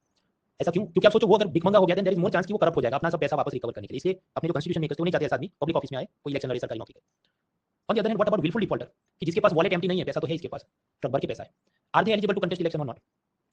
तो असल में कॉन्स्टिट्यूशन में खुल के नहीं लिखा है कि ऐसे लोगों का क्या है, क्योंकि आप समझो उनके जमाने में ज्यादातर लोग एथिकल हुआ करते थे जब कॉन्स्टिट्यूशन लिखा जाता था, उनको ऐसा ख्याल भी नहीं होगा कि ऐसे भी कुछ लोग निकलेंगे भविष्य में। एनीवेज, तो अभी बैंकर्स एसोसिएशन ने इलेक्शन कमीशन ऑफ इंडिया को ऐसा लिखा कि इस जात के जो लोग हैं उनको आप इलेक्शन मत लड़ने दो, ऐसा सब खुल के आप नोटिफाई करो। But presently there is some dilemma, वो मतलब क्लियर नहीं है। अब कुछ लोग कहेंगे नहीं तो तुम कॉन्क्रीट आंसर दो ना कि हाँ है कि ना है, कुछ बोलो। देखिए, अगर हम लोग कॉन्स्टिट्यूशन या रिप्रेजेंटेशन ऑफ पीपल्स एक्ट जिसमें इलेक्शन की सब बात है उसको वर्ड बाय वर्ड देखें तो उसमें विलफुल डिफॉल्टर टाइप की तो कंसेप्ट लिखी नहीं है। तो असल में तो वो चाहे तो इलेक्शन लड़ सकता है, हालांकि अगर बैंकर को उसको रोकना हो तो जाके वो बोल दे, बैंकर नोटिफाई करे कि आदमी इंसॉल्वेंट है, पर उसके बाद ये शायद कोर्ट में जाएगा कि मैं इंसॉल्वेंट नहीं हूं और वो अल्टीमेट जा आएगा। So there is no clear answer for that at present, और इसी कारण से बैंकर्स एसोसिएशन इलेक्शन कमीशन को कह रहा है कि क्लैरिटी दो। हाँ तो खैर हमको क्या एमसीक्यू ठीक करना है भाई, मेरा तो ये मानना है यूपीएससी इतनी पंचायत करने बैठेगा नहीं, उसको इंसॉल्वेंट वाला पूछना इतना जाएगा, वो यहाँ तक पहुंचेगा नहीं, सिवाय कि कोई बड़ी कंट्रोवर्सी हो जाए कि ऐसा कोई बड़ा मालिया के कहे मुझे वापस इलेक्शन लड़ना है और 5 महीने तक न्यूज़पेपर कॉलम चले, then we have to start applying brain कि ये लीगल लूपहोल में क्या है या नहीं है। कुछ एक दो चीज और पढ़ते हैं उसके बाद ब्रेक लेते हैं, क्योंकि अभी आपके माइंड में वो वेवलेंथ बैठ गई होगी कि मामला चल क्या रहा है। तो 5-10 मिनट और पढ़ते हैं, देन वी टेक ब्रेक। ये तो माल्या ने 2012 में लोन चुकाना बंद कर दिया, किंगफिशर एयरलाइन के लिए उसने बहुत सारे लोन लिए थे अलग अलग बैंकों से, बंद कर दिया। लेकिन उसको विलफुल डिफॉल्टर कब डिक्लेयर किया गया? तो एसबीआई ने वो काम किया 2007, मतलब 5 साल बीत गए, तब तक वो बस ऐसे क्या मतलब सो रहे थे, क्या कर रहे थे। So too much time was taken, otherwise जल्दी करते तो कुछ और स्ट्रिक्टली काम हो सकता था। इसलिए अभी आरबीआई ने कुछ दिन पहले ये कहा कि इतना टाइम मत लो, अगर कोई अकाउंट एनपीए हो चुका है एंड अगर बैंकर को लगता है कि इस आदमी के पास पैसा है but deliberately he is not repaying the loan even though he has the money to repay the loan, तो विदिन 6 मंथ्स आप उसको बोल दो कि विलफुल डिफॉल्टर है और आगे की प्रोसेस चालू करो। So now RBI wants more time bound action against this wilful defaulters. Now last मुद्दा, उसको पढ़ते हैं फिर ब्रेक लेते हैं। सपोज एक बिजनेसमैन है, वो कहता है मैं लोन नहीं चुका सकता, I had taken 100 rupee loan पर मैं नहीं चुका सकता। तो बैंकर उसको क्या बोले, ठीक है तो फिर 90 दे दो। अब आप समझो दो बातें हो सकती है, या तो बैंकर उसको ऐसा कहे कि ये 90 रुपया आप वन टाइम पेमेंट में दे दो, वन टाइम एक बार में 90 दे दो, जाओ इधर से। So then we will call it haircut या कॉम्प्रोमाइज सेटलमेंट, हेयर कट या कॉम्प्रोमाइज सेटलमेंट। दूसरी बात ये हो सकती है, ऑप्शन बी, कि बैंकर का ये जो 90 रुपया आप इंस्टॉलमेंट में देना कि 15-15 हिसाब करना। अगर ऐसा इंस्टॉलमेंट में लिया जाए तो उसे हम कहेंगे लोन रिस्ट्रक्चरिंग, जो कि हम समझ रहे हैं आईबीसी कोड में वही हो रहा है। आप समझो अगर आईबीसी कोड में कोई ये कहे कि लोन इंटरेस्ट 10% की जगह 1% हो गया, तो अल्टीमेटली तो रिजल्ट तो यही है ना कि 100 की जगह वो थोड़ा कम ही दे रहा है आपको, but over longer period of tenure instalment he is doing that. तो एक तरफ हुआ वन टाइम पेमेंट या हेयर कट, दूसरी तरफ हुआ इंस्टॉलमेंट या लोन रिस्ट्रक्चरिंग। अब प्रश्न ये है कि ये जो विजय माल्या है, जो विलफुल डिफॉल्टर है, जिसके पास पैसा है but he is not paying the loan despite he has the money to repay the loan, तो क्या वो ऐसे हेयर कट या कॉम्प्रोमाइज सेटलमेंट के लिए एलिजिबल है कि नहीं, कि 100 की जगह 90 पे कर दे बट एक ही इंस्टॉलमेंट में पे करे और सारा मामला रखा दफा हो? तो 2023 में आरबीआई ने कहा यस अलाउ करो इसको, ये बात है। दूसरा, क्या इंस्टॉलमेंट में वो सब रीपेमेंट करे या दूसरे शब्दों में क्या उसका लोन रिस्ट्रक्चरिंग का हो? तो आगे कहता नहीं वो तो नहीं अलाउ कर सकते, आईबीसी कोड वाला उसको अलाउ नहीं कर सकते, बट आउटसाइड आईबीसी कोड ऐसा कुछ कर सकते हो, बैंकर को बोला तब कर लो। अब आप सोचिए, you and me we are paying the loan, पूरा हम चुकाते हैं, टाइम पे चुकाते हैं, और ये आदमी जो ये सब करे 100 की जगह 90 दूंगा, वो भी इतने सालों बाद, मतलब 2012 से केस चला, ये तो 2023 11 साल जो भी हो गया, और फिर आप उसको ऐसा कुछ चला के, तो मतलब हम सब लोग बेवकूफ थे जो टाइम पे लोन भरते हैं और ये सब छाना है। So there is a big controversy about this new notification by RBI. वो कभी-कभी बीच-बीच में चलते रहता है, तो वो क्या बोलना चाहता है आप समझो, वो ये बोलना चाहता है। आरबीआई की अपनी क्या लॉजिक है कि भाई वो बराबर है, पर वो तो भाग गया और पैसा दे ही नहीं रहा है, तो एटलीस्ट 100 की जगह 90 भी दे दे तो चलो ना, खत्म करते हैं, something is better than nothing. आप बात समझो, ऐसा आरबीआई की थॉट प्रोसेस चल रही है, बिकॉज़ ये सब लोगों को मिला के जो भी हजारों करोड़ कैसे बिल्कुल डिफॉल्टर्स हैं। सो दैट इज अ कंट्रोवर्सी। इधर हम लोग एक ब्रेक लेते हैं, बाकी भी और चीजें अपन वो ठीक है, इतना जो समझ गया वो एक फ्लो में समझना था। Now rest of the things break के बाद समझते हैं। Break for 5 minutes.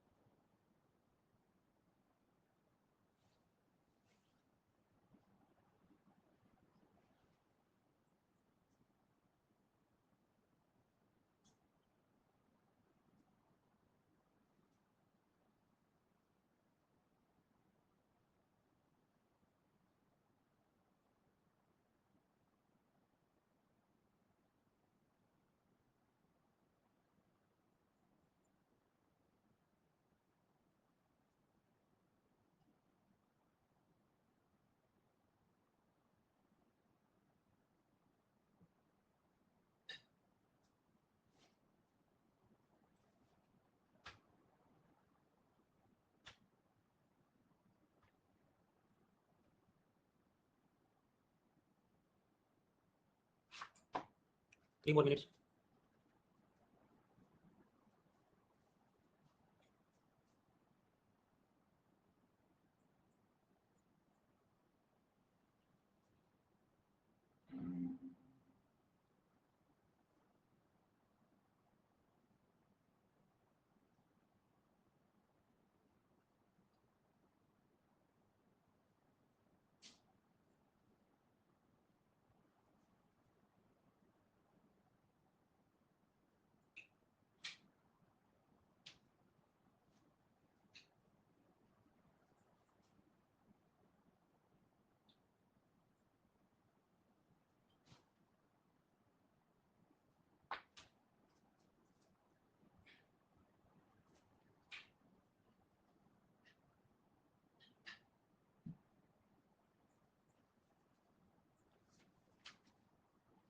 30 more seconds.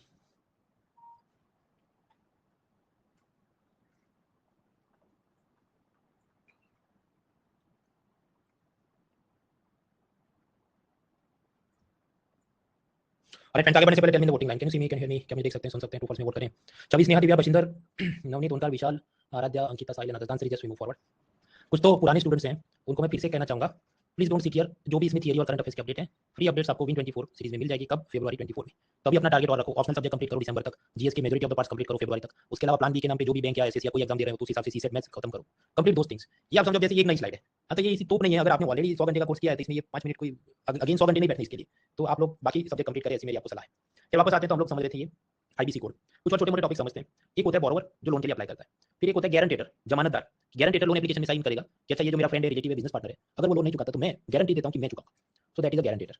अब हर एक बैंक लोन में गारंटेटर की जरूरत नहीं होती, but there could be some scenes कि जहां पर बैंकर इंसिस्ट करेगा कि ये गारंटेटर लेके आओ, वो गारंटेटर लेके आओ। कब होता है? पहला, जब बहुत बड़ी साइज का आपको लोन चाहिए, और दूसरा, जब आप जो लोन मांग रहे हो उसके मुकाबले आपका क्रेडिट स्कोर अच्छा नहीं, कि मान लीजिए वो सिविल स्कोर का फॉर्म देके अब आपका मान लीजिए 400, बैंकर कहने नहीं 500 तो होना चाहिए, तो फिर क्या कोई गारंटेटर लेके आओ, अगर वो आएगा तो मैं प्लस 100 और गिन के आपको दे दूंगा।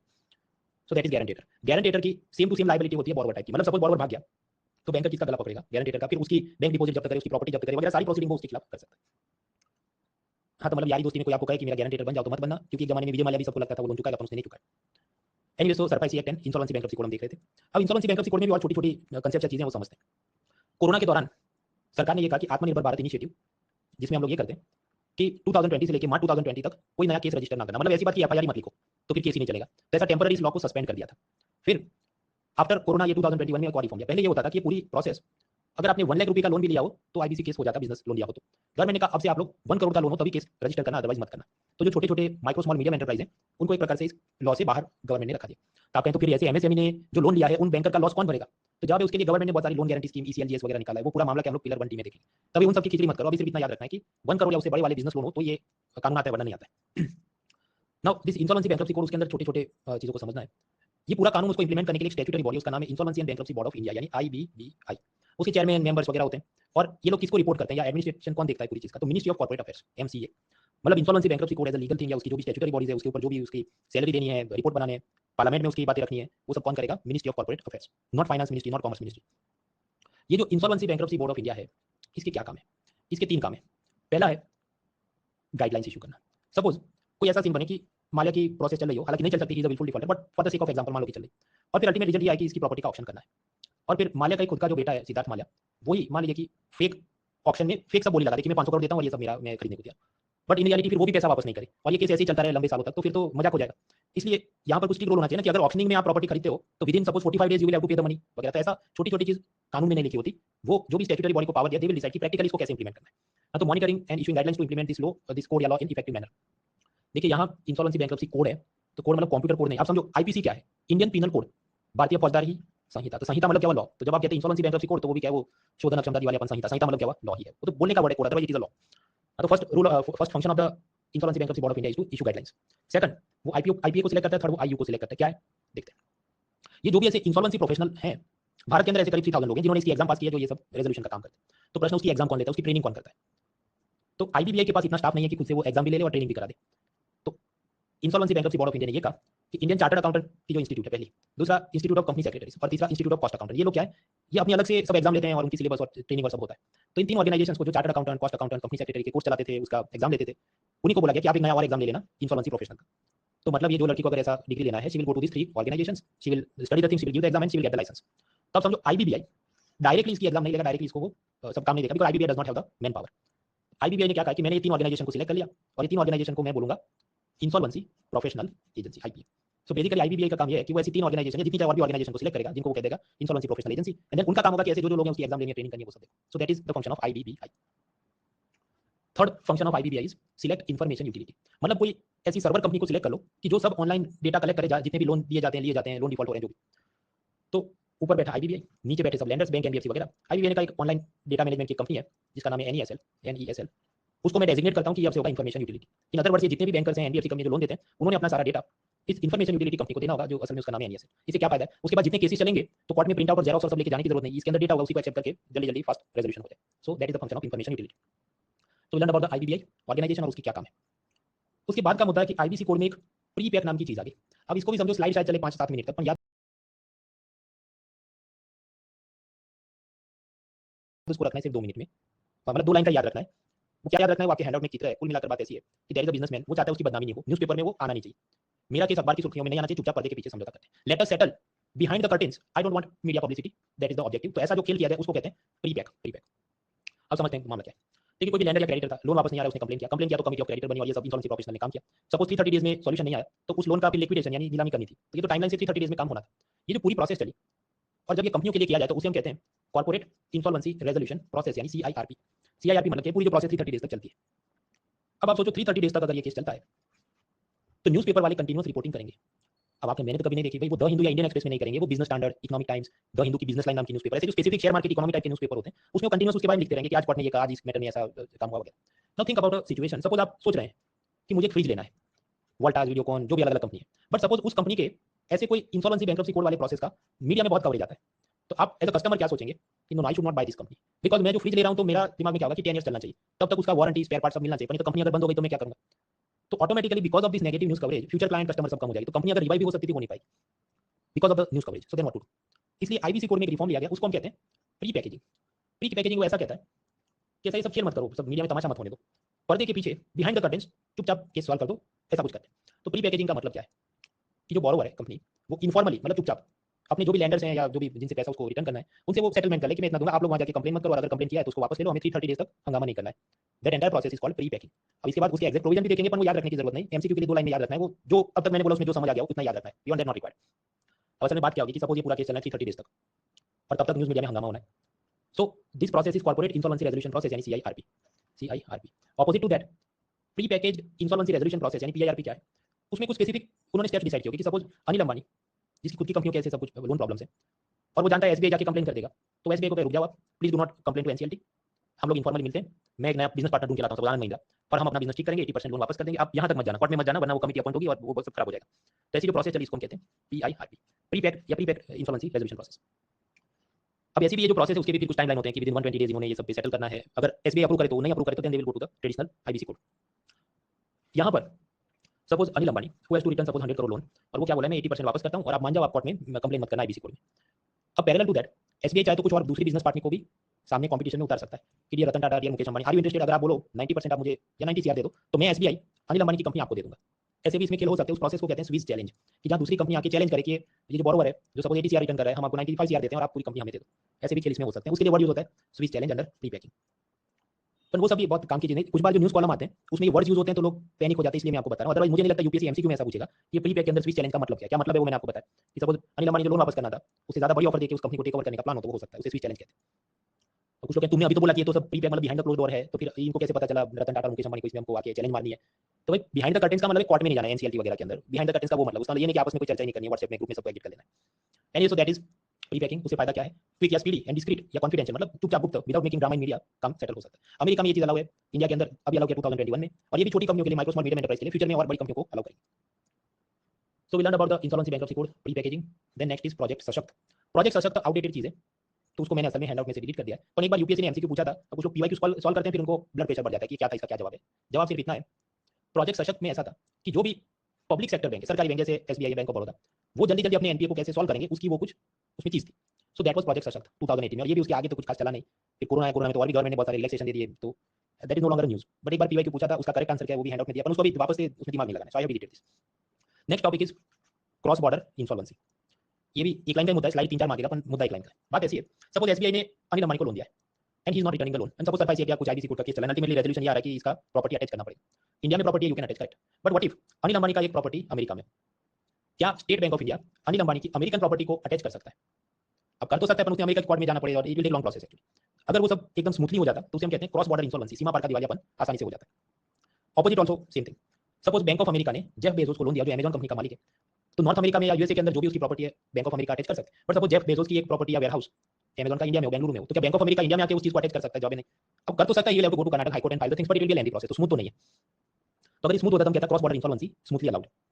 ये चीज एक चार्ट के रूप में आपके हैंडआउट में दी, उसको देखना। जो मैंने बताया बात तो वही है कि अगर अनिल अंबानी लोन डिफॉल्ट कर ले, इंडिया की प्रॉपर्टी अटैच कर सकते हैं, यूएसए की प्रॉपर्टी अटैच कर सकते हैं, well that is little difficult. तो how to solve this thing? उसके लिए गवर्नमेंट ने ये कहा 2022 में कि हम लोग इंसॉल्वेंसी बैंक्रप्सी कोड 2016 को अमेंड करेंगे, उसमें ये सब चीजें लिखेंगे, उसको इंप्लीमेंट करेंगे, we will try that. Economic survey ये कहता है कि आप कर लोगे, पर अमेरिका में जाओगे तो वो तो इस कानून को मानेगा नहीं, तो बेटर हम ये करें कि यूनाइटेड नेशन ने कुछ ऐसा यूनिसिट्रल नाम का एक उसका टेम्पलेट मॉडल कानून बनाए, उसको देख देख के हर एक सेक्शन कॉपी करके अपना कानून बना दो। वैसी बात है कि मैं आपको बोलूं माय फ्रेंड का ऐसे मैं रटवाता हूं, ऐसे लिखना है, आपने सिर्फ नाम चेंज करना है। तो ज्यादातर बाकी देशों ने क्या हो गया, सपोज यूएसए ने भी सेम टू सेम कानून, इंडिया भी सेम टू सेम कानून रखे, जो यूनिसेटरल मॉडल लॉ ऐसा यूनाइटेड नेशन का एक टेम्पलेट है, then it will become very fast. क्योंकि तब क्या होगा, हमारे लॉयर अमेरिका में जब वो कहते देखो ये सेक्शन है, ये सेक्शन है, तो ये सेक्शन तो सेम ही होगा, सिर्फ यहाँ पर यूएसए की और इंडिया की नाम चेंज हुई होगी, तो फास्ट काम हो सकता है। ये भी क्या काम का है, तो भाई एक लाइन की मुद्दा है कि क्रॉस बॉर्डर इंश्योरेंस। अब बाद में वो ये यूनिसेटल करेंगे नहीं करेंगे, वो इतनी इंपॉर्टेंट चीज नहीं, क्योंकि वो तो कई सालों से चलती है। वन द हिंदू न्यूज़पेपर, उसके कॉलमिस्ट के पास लिखने कोई और टॉपिक बचा नहीं होता, पुराना याद करके वो इसी में घुस जाता है कि ये वाली चीज है। So then need not loosely वो क्या कहना चाहते हैं, घूम फिर के वो इधर इसकी सुई अटक जाती। एक इंजेती श्रीनिवास कमेटी बनी थी, फिर एक कृष्णन कमेटी बनी, वो लोग भी बॉल बाय बॉल कमेंट देते थे, द हिंदू वाले भी देते रहते हैं, तो हमें एक अच्छे ज्यादा दिमाग खर्च नहीं करना। सो क्रॉस बॉर्डर इंश्योरेंस भी अंडरस्टूड। उसके बाद इकोनॉमिक सर्वे ने क्या रिफॉर्म्स बताया वगैरह, वो सब मीन्स का मामला है, वो हम लोग दिवाली के बाद देखेंगे। Next, what is voluntary liquidation. Liquidation का मतलब क्या, कि कोई भी कंपनी को बंद कर दो और उसकी जितनी एसेट्स है, संपत्ति, उसको बेच दो। अब लिक्विडेशन दो केस में हो सकता है, ये दो टाइप का हो सकता है। एक हो सकता है इनवॉलंटरी, मतलब जहां पर अनिल अंबानी नहीं चाहता, उसकी अनिच्छा है, उसकी इच्छा नहीं है, फिर भी लिक्विडेशन होके रहेगा। व्हेन, जब भाई सरकारी का सब मैटर चला है या आईबीसी कोड के अंदर मैटर चला है 30 डेज तक, जो रेजोल्यूशन प्लान बन नहीं पाया, बना तो इन लोगों ने बैंकर्स ने उसको रिजेक्ट कर दिया, then even if Anil Ambani से please don't do this, the liquidation will happen. इसे हम कहते हैं involuntary liquidation. Now there could be voluntary liquidation also. Voluntary liquidation कब होता है, जब धंधे में बरकत नहीं और मालिक उसे स्वेच्छा से by his own will and motive the business owner wants to shut down the business, कि मैंने स्टार्टअप चालू किया था, अपन ये जम नहीं रहा है, I want to shut it down, तो उसे हम क्या कहेंगे, वॉलंटरी लिक्विडेशन। अब आपके वॉलंटरी लिक्विडेशन था, उसमें क्या है, यूट्यूब में हमने अकाउंट खोला, व्यूज नहीं आ रहे तो डिलीट कर देते हैं, या तो क्या ये इतना आसान है, आंसर इज नो। क्योंकि जब आपको कंपनी शट डाउन करनी है, it is not like YouTube account की डिलीट कर दोगे, एक दिन में काम हो गया। You have to get NOC, no objection certificate, अलग अलग विभागों से लाने पड़ते हैं। फॉर एग्जांपल, आपने मतलब आप जो बिजनेसमैन है, जो कंपनी बंद करना चाहते हैं, आपने सारे इनकम टैक्स जीएसटी सब भरा है, एम्प्लॉय का सैलरी में टीडीएस काटा था वो भरा है कि नहीं, उन सबका no objection certificate central board of direct taxes, central board of indirect taxes and custom, इनसे लाना पड़े। सेकंडली, हम लोग आगे पिलर 1D में देखेंगे कि आप जो बिजनेस फैक्ट्री चलाते हैं, तो आपने एम्प्लॉयज की सैलरी में से कुछ पैसा कट करना होता है, और ईपीएफओ और ईएसआईसी जैसी ऑर्गेनाइजेशन में डिपॉजिट करना पड़ता है। ये ऑर्गेनाइजेशन आपके वर्कर को पेंशन, हेल्थ इंश्योरेंस फैसिलिटी देते हैं। तो आपने मतलब बिजनेसमैन ने उन ईपीएफओ ईएसआईसी से भी नो ऑब्जेक्शन सर्टिफिकेट लाना होगा कि मैंने सारा पैसा जमा किया था, वर्कर का सारा मैटर सेटल है। अब आप समझिए, ऐसा जो भी वॉलंटरी लिक्विडेशन से पहले इतने सारे जो एनओसी लाने हैं, सो अल्टीमेटली यू मतलब businessman has to go to government officer, और आपको एटीट्यूड देख के क्या लगता है, आप आएंगे जी जी सर ये लीजिए, विदिन 1 आवर में दे देता हूँ सर्टिफिकेट, नहीं, उसकी मर्जी है कब उसको देना है। बेसिकली आप समझ, उसको ब्राइब चाहिए होगा कि तुम इतना पैसा दो तो आज बनाता हूं, नहीं तो 3 साल तक नहीं बनाऊंगा। तो इकोनॉमिक सर्वे ने ये पाया कि because of this NOC problem, usually अगर आप आज डिसाइड करें, आप बिजनेसमैन आज डिसाइड करें मुझे ये कंपनी खुद से शट डाउन करनी है, yet it will take 2 years just to get this NOCs. तो ये तो ईज ऑफ डूइंग बिजनेस नहीं है, धंधा चल भी नहीं रहा है, ना आप आगे बढ़ सकते हैं, मनी इज लॉकडाउन। तो गवर्नमेंट ने कहा बात तो बराबर है, we have to fix this. तो बजट में ये बोला गया कि हम एक नई संस्था बनाते हैं, उसका नाम होगा centre for processing accelerated corporate exit, यानी सीपेस। फुल फॉर्म नहीं याद रखना, शॉर्ट फॉर्म याद रहे बहुत है। सीपेस नाम की ऑर्गेनाइजेशन बनाएंगे। उससे क्या फायदा है कि आपको ये जो जितने एनओसी चाहिए फॉर दिस वॉलंटरी लिक्विडेशन, वो विदिन 0.5 ईयर से हम 6 मंथ में मिल जाएंगे। अब ये ऑर्गेनाइजेशन बननी बाकी है, पर मेरा खुद का इसमें लॉजिक ये है, what they will do, they will set up a web portal, एक वेबसाइट बना देंगे, जिसको भी अपना बिजनेस बंद करना है वो उधर अप्लाई करे, पान कार्ड, आधार कार्ड, ओटीपी नंबर, और फिर गवर्नमेंट खुद से ये इनकम टैक्स, जीएसटी, ईपीएफओ, ये सबको एप्लीकेशन भेज देगी और सब मॉनिटर होगा टाइमलाइन के हिसाब से। अगर वाइस ऑफिसर फाइल नहीं क्लियर करता, उसको नोटिस जाएगा, कंप्यूटर जनरेटेड, तो ऑटोमेटिकली विदिन 6 मंथ सब लोग यस बोल देंगे, and then matter will be settled. तो हमने देखा वॉलंटरी लिक्विडेशन। उसके बाद इकोनॉमिक सर्वे ने एक बार कुछ बात करी थी रेगुलेटरी फॉरबियरेंस, उसको मैंने मेंस में शिफ्ट किया, मेंस से भी मैं इसको डिलीट कर रहा हूं क्योंकि अब चर्चा में है नहीं, so do not waste it your time. पुराने हैंडआउट में कुछ दिया हो तो उसको इग्नोर करें। मित्रों, इतने सारे जो बैड लोन हो रहे हैं, तो क्या हम उसे आर्टिफिशियल इंटेलिजेंस और मशीन लर्निंग और ये जीपीएस टेक्नोलॉजी वगैरह से सॉल्व कर सकते हैं कि नहीं, तो जवाब है हाँ। पर वो सारे जो मामले हैं वो सब ओपिनियन और सजेशन टाइप के हैं, तो उसका एमसीक्यू बनना मुश्किल है, वो सब मेंस का मामला है, तो उसे हम लोग मेंस में देखेंगे, मतलब आफ्टर दिवाली, तो उसका हैंडआउट अलग है, इसमें मैंने खिचड़ी और नहीं करी separate. Okay, so now we learn about many things like SARFAESI act, insolvency, bankruptcy code, उसमें बहुत सारे छोटे छोटे मुद्दे देखे। इसके बाद और जो मुद्दे हैं वो सब एक एक दो लाइन के ही असल में, मतलब मेरे लिए एक एक दो लाइन के, समझो हैंडआउट में अगर उसके 5 लाइन लिखे हो तो 5 लाइन पढ़ने हैं भाई, एमसीक्यू में वो फैक्ट पूछे तो आपको याद होना चाहिए, तो do not take it casually. कुछ छोटे मोटे पोर्टल्स और कानून बने, थोड़ा पढ़ते हैं फिर देख लेते हैं। सबसे पहले समझते हैं कंसेप्ट इन्फॉर्मेशन एसिमेट्री, जानकारी की विषमता। एसिमेट्री कब है, सपोज कोई दिल्ली में रहता है जिसके मदर फादर ऑलरेडी आईएएस हैं, तो उसको पता है कि एनसीईआरटी पढ़ना है, उसको पता है लक्ष्मीकांत पढ़ना है वगैरह, so he has more chance to get selected. आप जो मान लीजिए कहीं और दूर रहते हैं और आपको नहीं पता है, सपोज इन राजस्थान, तो ये क्या हुआ, विषमता हो गई भाई, उनको पता है आपको नहीं पता है, तो इस चीज को क्या बोलते हैं, इन्फॉर्मेशन एसिमेट्री। 90s में ज्यादा थी, आजकल कम है, क्यों, अभी इंटरनेट और यूट्यूब से सबको पता है क्या करना है। नाउ सिमिलरली इन्फॉर्मेशन एसिमेट्री तो यहाँ पर भी है कि जितने भी बिजनेसमैन है, खासकर जिनको 2 नंबर के काम करने, तो वो तो बैंक की सारी रैकी कर लेंगे कि भाई ये कब बना था बैंक, इसका क्या प्रॉफिट है, इसके बोर्ड ऑफ डायरेक्टर में कौन है, उसमें से कौन मेरा काम कर देगा, they will know everything. But on the other hand banker को पर्टिकुलर पर्सन के बारे में कुछ नहीं पता, इसकी फाइनेंशियल हिस्ट्री क्या है, लोन वापस करेगा कि नहीं वगैरह। So there is information asymmetry, को सब पता है, दूसरे कुछ पता नहीं। ये एसिमेट्री को कम करना है, और वो कैसे कम करेंगे, तो उसके लिए कल हमने देख लिया, क्रेडिट इन्फॉर्मेशन कंपनी अगर इंडिविजुअल पर्सन है, क्रेडिट रेटिंग एजेंसी अगर कोई कंपनी है, और वो लोग क्या करेंगे, रेटिंग देंगे कि सपोज बी ग्रेड से लेके ट्रिपल ए ग्रेड है, या 0 से लेके सपोज 700 स्कोर है, so they will make such ratings या रिपोर्ट्स। वो चीज हमने देख ली। अब गवर्नमेंट क्या सोच रही है कि ये तो सब प्राइवेट सेक्टर कंपनी हुई ना, सिविल है, स्टैंडर्ड एंड पुअर, मूडीज और भी बहुत सारे ऑर्गेनाइजेशन है, बट उनका सब डेटा बिखरा बिखरा होगा, उनको सपोज 500 क्लाइंट का डेटा होगा, पूरे भारत के सभी क्लाइंट का तो डेटा उसके पास नहीं होगा। तो गवर्नमेंट ने कहा कि क्यों ना हम खुद से ऐसी एक मेगा डेटा सेट बना देते हैं कि जहां पर इंडिविजुअल पर्सन का भी सारी कुंडली लिखी हो, ये सब कंपनियों की भी कुंडली लिखी हो।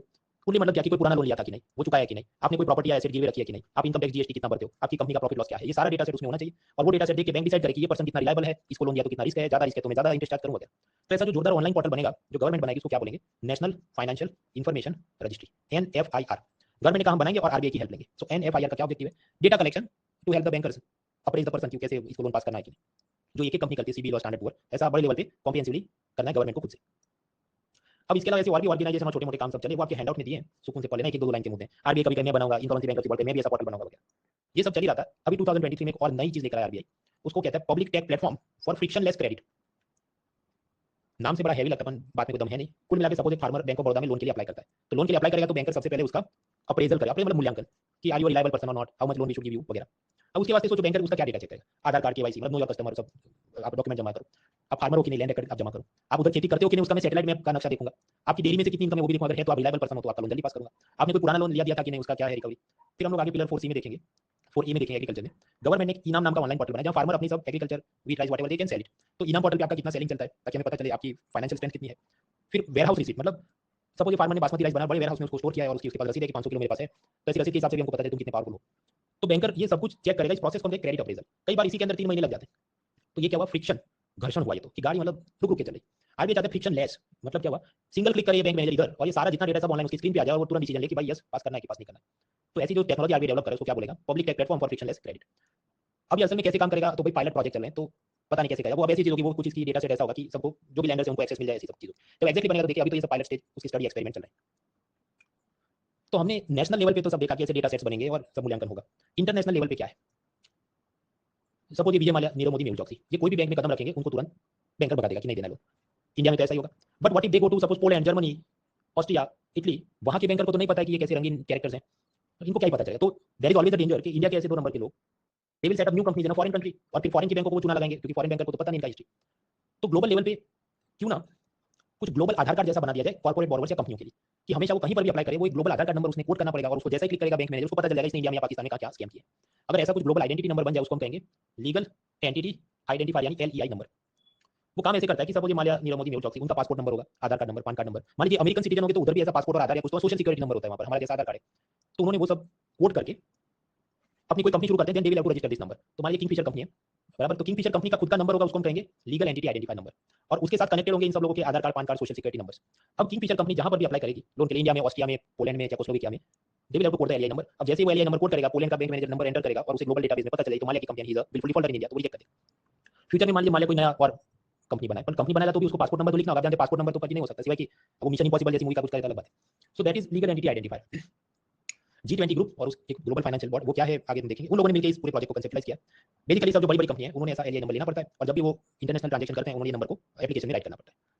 आरबीआई ने इसके सब डायरेक्शन इंडिया में इशू किया कि सपोज 200 करोड़ रुपीस की जो कंपनी है उसने ये नंबर लेना होगा, फिर कहेगा 100 करोड़ वाली कंपनी ने लेना होगा, फिर कहे कि कोऑपरेटिव बैंक के अंदर भी आपका लोन अगर पेंडिंग है तो भी आपने ये नंबर लेके उसका डेटा लिंक करना पड़ेगा। तो अलग अलग टाइम पे बॉल बाय बॉल कमेटी चलती रहती है, वो सारी काम की नहीं, काम का जो ओरिजिनल कंसेप्ट था वो हमने जान लिया, what is legal entity identifier. अब आखिर में कि ठीक है ये सारे रूल्स एंड रेगुलेशन है, पर मान लो ये तो लोग ही भाग जाए तो आप क्या उखा लो, मतलब ये ठीक है ये सब कुछ हो रहा है, ये नंबर ले लो, ये करवा लो, but what if he runs away. So if he runs away, भाग जाता है, तो बन जाएगा भगोड़ा आर्थिक अपराधी, और भगोड़े के खिलाफ कानून अलग है, फ्यूजिटिव इकोनॉमिक ऑफेंडर्स एक्ट 2018। अब उसमें बात ऐसी है कि अगर आपने 100 करोड़ या उससे ज्यादा का कोई ऐसा फाइनेंशियल स्कैम किया है और अगर आप भाग जाते हैं इंडिया से, तो उसमें जो भी पुलिस है, प्रोसिक्यूटिंग एजेंसी है, वो डिक्लेयर करेंगे कि आप विद इन सपोज 6 मंथ्स या 6 वीक्स आप कोर्ट में हाजिरी दे दो, नहीं दोगे तो फिर हम आपको फ्यूजिटिव इकोनॉमिक ऑफेंडर डेजिग्नेट करेंगे। उसके बाद वंस कोर्ट कहते हैं कि ये भगोड़ा आदमी है, ही इज अ फ्यूजिटिव, तो उसके बाद जो भी ऑर्गेनाइजेशन है उनको सब पावर मिल जाएगा, आपकी प्रॉपर्टी अटैच हो जाएगी, गिरवे रखी है नहीं रखी है कोई फर्क नहीं पड़ता, जितना इधर फार्म हाउस है, बंगला है, सब कुछ गवर्नमेंट टेक ओवर कर लेगी and union government will oversee कि अब हमारा हुआ, फिर उसकी नीलामी करे ऑफनिंग उनके हाथ में। सो that is fugitive economic offenders act. उसके खिलाफ फिर नॉर्मल कोई सिविल कोर्ट वगैरह में कोई केस नहीं चलेगा, मैक्सिमम आपको हाई कोर्ट और हाई कोर्ट के ऊपर सुप्रीम कोर्ट में जाना पड़ेगा। अब ये जो नीरव मोदी ने कांड किया था उसके बाद गवर्नमेंट ने उसको फ्यूजिटिव इकोनॉमिक ऑफेंडर एक्ट में डिक्लेयर किया, और उसके अलग अलग टाइम पे सब हियरिंग और बॉल बाय बॉल कमेटी चलती है, वो हम पढ़ने नहीं बैठेंगे। ओरिजिनल जो कानून था उसकी आपको चीज पता होनी चाहिए, मैंने आपको बताया। मेरे यूट्यूब पे आप समझो, जब भी आप वीडियो अपलोड करते हो तो मान लीजिए 5 मिनट का वीडियो तो यूट्यूब क्या करेगा, इसमें 2 मैं ऐड दिखाऊंगा। अगर आप 1 घंटे का वीडियो तो फिर यूट्यूब का ठीक है 8-8 मिनट पे या कुछ में 6-7 वीडियो एड्स उसमें दिखा दूंगा, जितने ज्यादा ऐड दिखाएगा यूट्यूब आप जानते हैं आपको ज्यादा पैसा मिले। इसलिए फालतू के ये सब न्यूज़ चैनल से लेके करंट अफेयर्स वीडियो वाले छोटी छोटी चीज को लंबा लंबा खींच के दिखाते हैं, don't waste time in that. जो भी है वो हमने जान लिया, अब इसके आगे हो सकता है कुछ नया आ जाए कल सुबह, तो भी डरना नहीं है। नेक्स्ट ईयर मेरी फीस रिसीविंग 24 फरवरी से, उसमें देख लेंगे, हो सकता है उसके बाद भी कुछ नया आ जाए, तो क्या, तो कुछ नहीं भाई, छोड़ो उसको, भगवान मालिक है। यूपीएससी प्रीलिम को ऐसा नहीं कि आप छोड़ देंगे वही टॉपिक आ जाएगा, वो तो ऐसे कितने टॉपिक छूट गए उसके हिसाब से तो कोई पास पहले है नहीं। कट ऑफ कितना होता है, may be 85 out of 200 marks, तो बहुत कुछ आप रोज छोड़ रहे हैं, मतलब पढ़ नहीं रहे। Anyway, so we learn about this service and then insolvency bankruptcy code. और फिर ये एक एक दो लाइन के सब ग्लोबल नंबर लेंगे, फ्यूजिटिव इकोनॉमिक ऑफेंडर्स एक्ट वगैरह। इसके बाद वापस से हमें 2 ऑर्गेनाइजेशन समझते हैं, एक है डीआईसीजीसी और दूसरा है बेयर बैंक। तो सुकून से समझते हैं, we have enough time, so let us take a break for 5 minutes and then we move forward.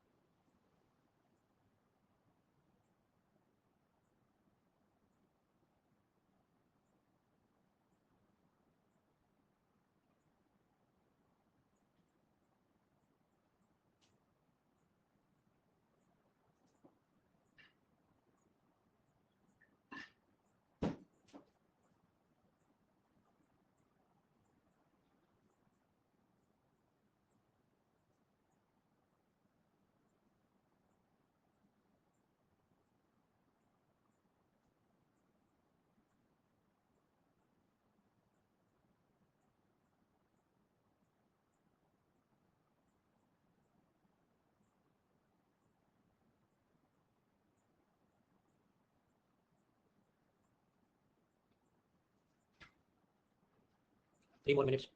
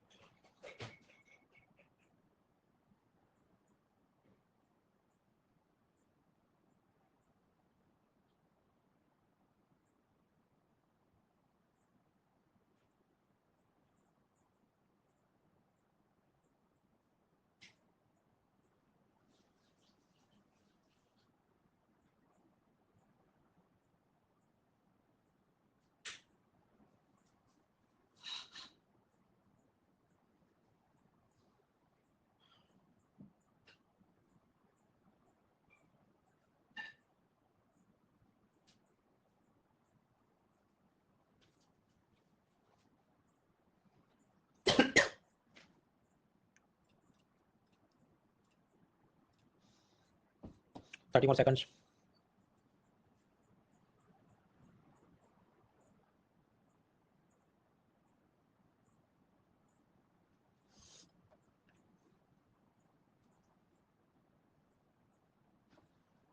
और फ्रेंड्स आगे बढ़ने से पहले tell me the voting line, can see me, can hear me, क्या मुझे देख सकते हैं, सुन सकते हैं, 2% में बताइए। Hemant, Hemadri, Sakshi, Shalu, Khushhali, Harshuman, mister Bhardwaj, Khushbu, Ashutosh, another sir, just we move forward. तो हम लोग देख रहे थे pillar 1 B2 burning issues in banking sector, type of loans देखे, एनपीए समझा, सरप्राइज आईबीसी कोड, छोटे-छोटे 1-2 लाइन के टॉपिक्स देखे। अब हमने कुछ दो ऑर्गेनाइजेशन समझने, डीआईसीजीसी और बैड बैंक। सबसे पहले समझते हैं इंश्योरेंस, उसको डिटेल में समझेंगे पिलर 1 डी में, पर अभी के लिए थोड़ी समझ लेनी है तो क्या। सपोज फादर ने एलआईसी को कहा मैं आपको हर साल 5000 रुपए प्रीमियम भरूंगा और जब मैं मर जाऊं then my family should get 50 lakh rupees, तो इसको आप कहते हैं इंश्योरेंस। आप कहें ये तो नुकसान का धंधा है कि तो 5000 भर रहा है और मर जाए तो 50 लाख देना है। पर आप समझो ऐसे 10 लाख लोग होंगे, एवरीवन इज पेइंग मनी, तो हर एक तो नहीं मरेगा ना। मैथमेटिकल प्रोबेबिलिटी ये कहती है कि LIC will be in profit अगर बहुत सारे लोग उसकी पॉलिसी खरीदते हैं, सो दैट इज इंश्योरेंस। अब उसी तरह से जनता ने जो सारा पैसा बैंकों में डिपॉजिट किया है उस पर भी कोई इंश्योरेंस है कि नहीं, कि अगर ये बैंक बंद हो गया तो आपको मतलब डिपॉजिटर को पैसा वापस मिले, ऐसा कुछ है कि नहीं। जब यहाँ उसका भी इंश्योरेंस है, वो इंश्योरेंस चलाती है एलआईसी ऑर्गेनाइजेशन नहीं चलाती, अलग संस्था, उसका नाम है deposit insurance and credit guarantee corporation. बात ऐसी, आप पैसा डिपॉजिट करो बैंक में, बैंक उस पैसे को लोन में घुमाएगा, करेक्ट। बट साथ ही साथ बैंकर ने ये जो डिपॉजिट है उसको प्रोटेक्ट करने के लिए डीआईसीजीसी को प्रीमियम या फीस देनी होगी कि ठीक है ये 5000 रुपये आप रखो और ये बंद हो जाता है इतना पैसा देना। यहाँ पर डिपॉजिटर को प्रोटेक्शन मिलता है अप टू 5 लाख रुपीज। पहले लिमिट कम थी, अब ऐसा up to 5 lakh rupees are protected. तो मतलब ऐसी है कि सपोज आपने 50,000 डिपॉजिट था, बैंक बंद हो गया तो आपको 50,000 मिलेगा, 5 लाख नहीं मिलेगा। अगर 5 लाख था तो 5 लाख मिलेगा। Suppose you had deposited 6 lakh rupees, तो कितना मिलेगा? अप टू 5 लाख, तो 5 लाख रुपीज मिलेगा। ये लिमिट है। ये सब काम देखते हो, संस्था का नाम है डीआईसीजीसी, स्टैट्यूटरी बॉडी है, 1961 में बनी, इसका मालिक 100% ओनरशिप आरबीआई की है, मुंबई में हेडक्वार्टर है। अब बैंकों ने कंपलसरीली यहां जाके इंश्योरेंस लेना पड़ता है, इट इज कंपलसरी।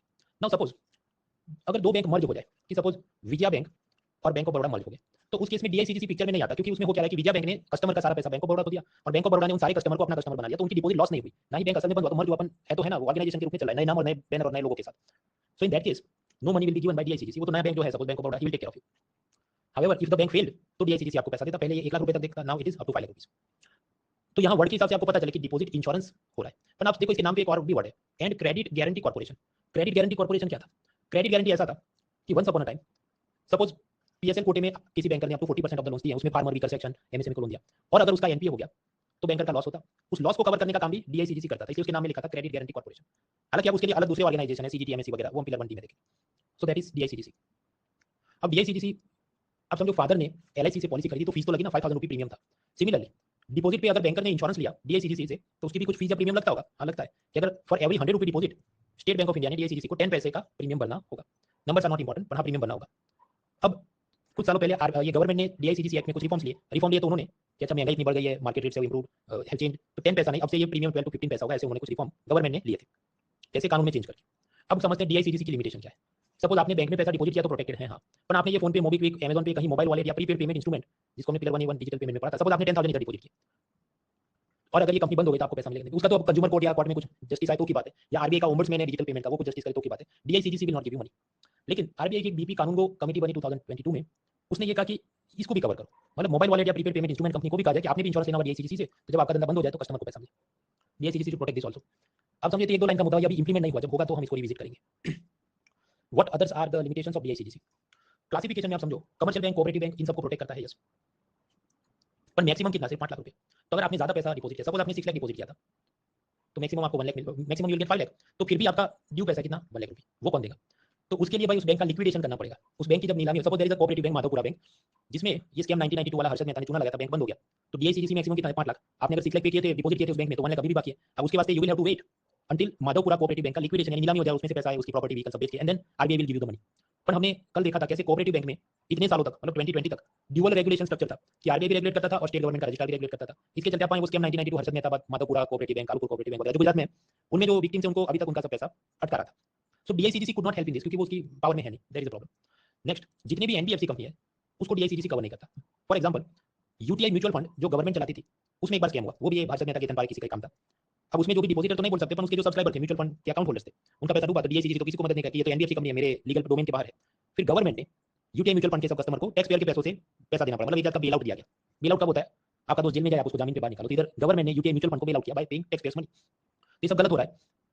एक जमाने में justice B N Shri Krishna committee बनी कि फाइनेंशियल सेक्टर में ऐसे जितने जितने ऑर्गेनाइजेशन, जितने जितने कानून है उसमें रिफॉर्म बताओ। तो जस्टिस बीएन श्री कृष्णा ने ये कहा कि ये जो डीआईसीजीसी ऑर्गेनाइजेशन है, इसको बंद करो या ट्रांसफॉर्म करो और एक नई संस्था बनाओ जिसका नाम हो रेजोल्यूशन कॉर्पोरेशन यानी आरसी। और वो ऐसी ऑर्गेनाइजेशन होगी जो बैंकों को भी प्रोटेक्ट करेगी और ये म्यूचुअल फंड और ऐसे जो भी अलग अलग एनबीएफसी हैं उसमें भी क्लाइंट्स को प्रोटेक्ट करेगी। और ये सारे बैंक और एनबीएफसी ने रेजोल्यूशन कॉर्पोरेशन से इंश्योरेंस खरीदना होगा अपना बिजनेस प्रोटेक्ट करने के लिए। अब ये पूरी जो प्रोसेस मैंने आपको बताई, डीआईसीजीसी को बंद करके नया रेजोल्यूशन कॉर्पोरेशन बनाओ, इसको इंप्लीमेंट करने के लिए सरकार एक कानून लेके आती है, उसका नाम था financial resolution and deposit insurance यानी एफआरडीआई बिल। ये 2017 में बिल प्रेजेंट किया गया। वो जो प्रेजेंट किया उसके बाद ये एफआरडीआई बिल के खिलाफ काफी धमाल हुई, टू मच ऑपोजिशन, इसमें ये खामी वगैरह। अल्टीमेटली गवर्नमेंट ने ये कहा कि इसको हम लोग विड्रॉ करते हैं। हम लोग आगे पढ़ेंगे कि सरकार 3 फार्म लॉ या किसान कानून लाती है, फिर भी बहुत धमाल हुई तो सरकार ने विड्रॉ कर दिया कि नहीं लाते। उसी तरह ये जो एफआरडीआई बिल था, जिसमें ऑब्जेक्टिव ये था कि डीआईसीजीसी का स्कोप बढ़ा के बैंक और एनबीएफसी दोनों को कवर करे, पर उसमें कुछ पॉइंटर्स थे जिससे सबको प्रॉब्लम थी। So then government withdrawn this bill. तो अब उसमें क्या पॉइंट थे, उसमें क्या हो सकता था, हम उसमें जाएंगे नहीं, बिकॉज 2017 का ये सब आउटडेटेड चीज है। आज की तारीख में ये चर्चा में है ही नहीं, सिवाय के द हिंदू न्यूज़पेपर कॉलम इसको लिखने को कुछ नहीं बचा, तो ये घूम फिर के उसकी सुई इधर भी अटक जाती है। तो आपको याद रखना, ये अभी है नहीं चर्चा। So DICGC is done. Next topic is bad bank. Bad bank क्या है, उसकी सिंपल समरी एक चार्ट के जरिए हैंडआउट में दी है। अब इसको समझते हैं कि ये चार्ट ऐसा क्यों है।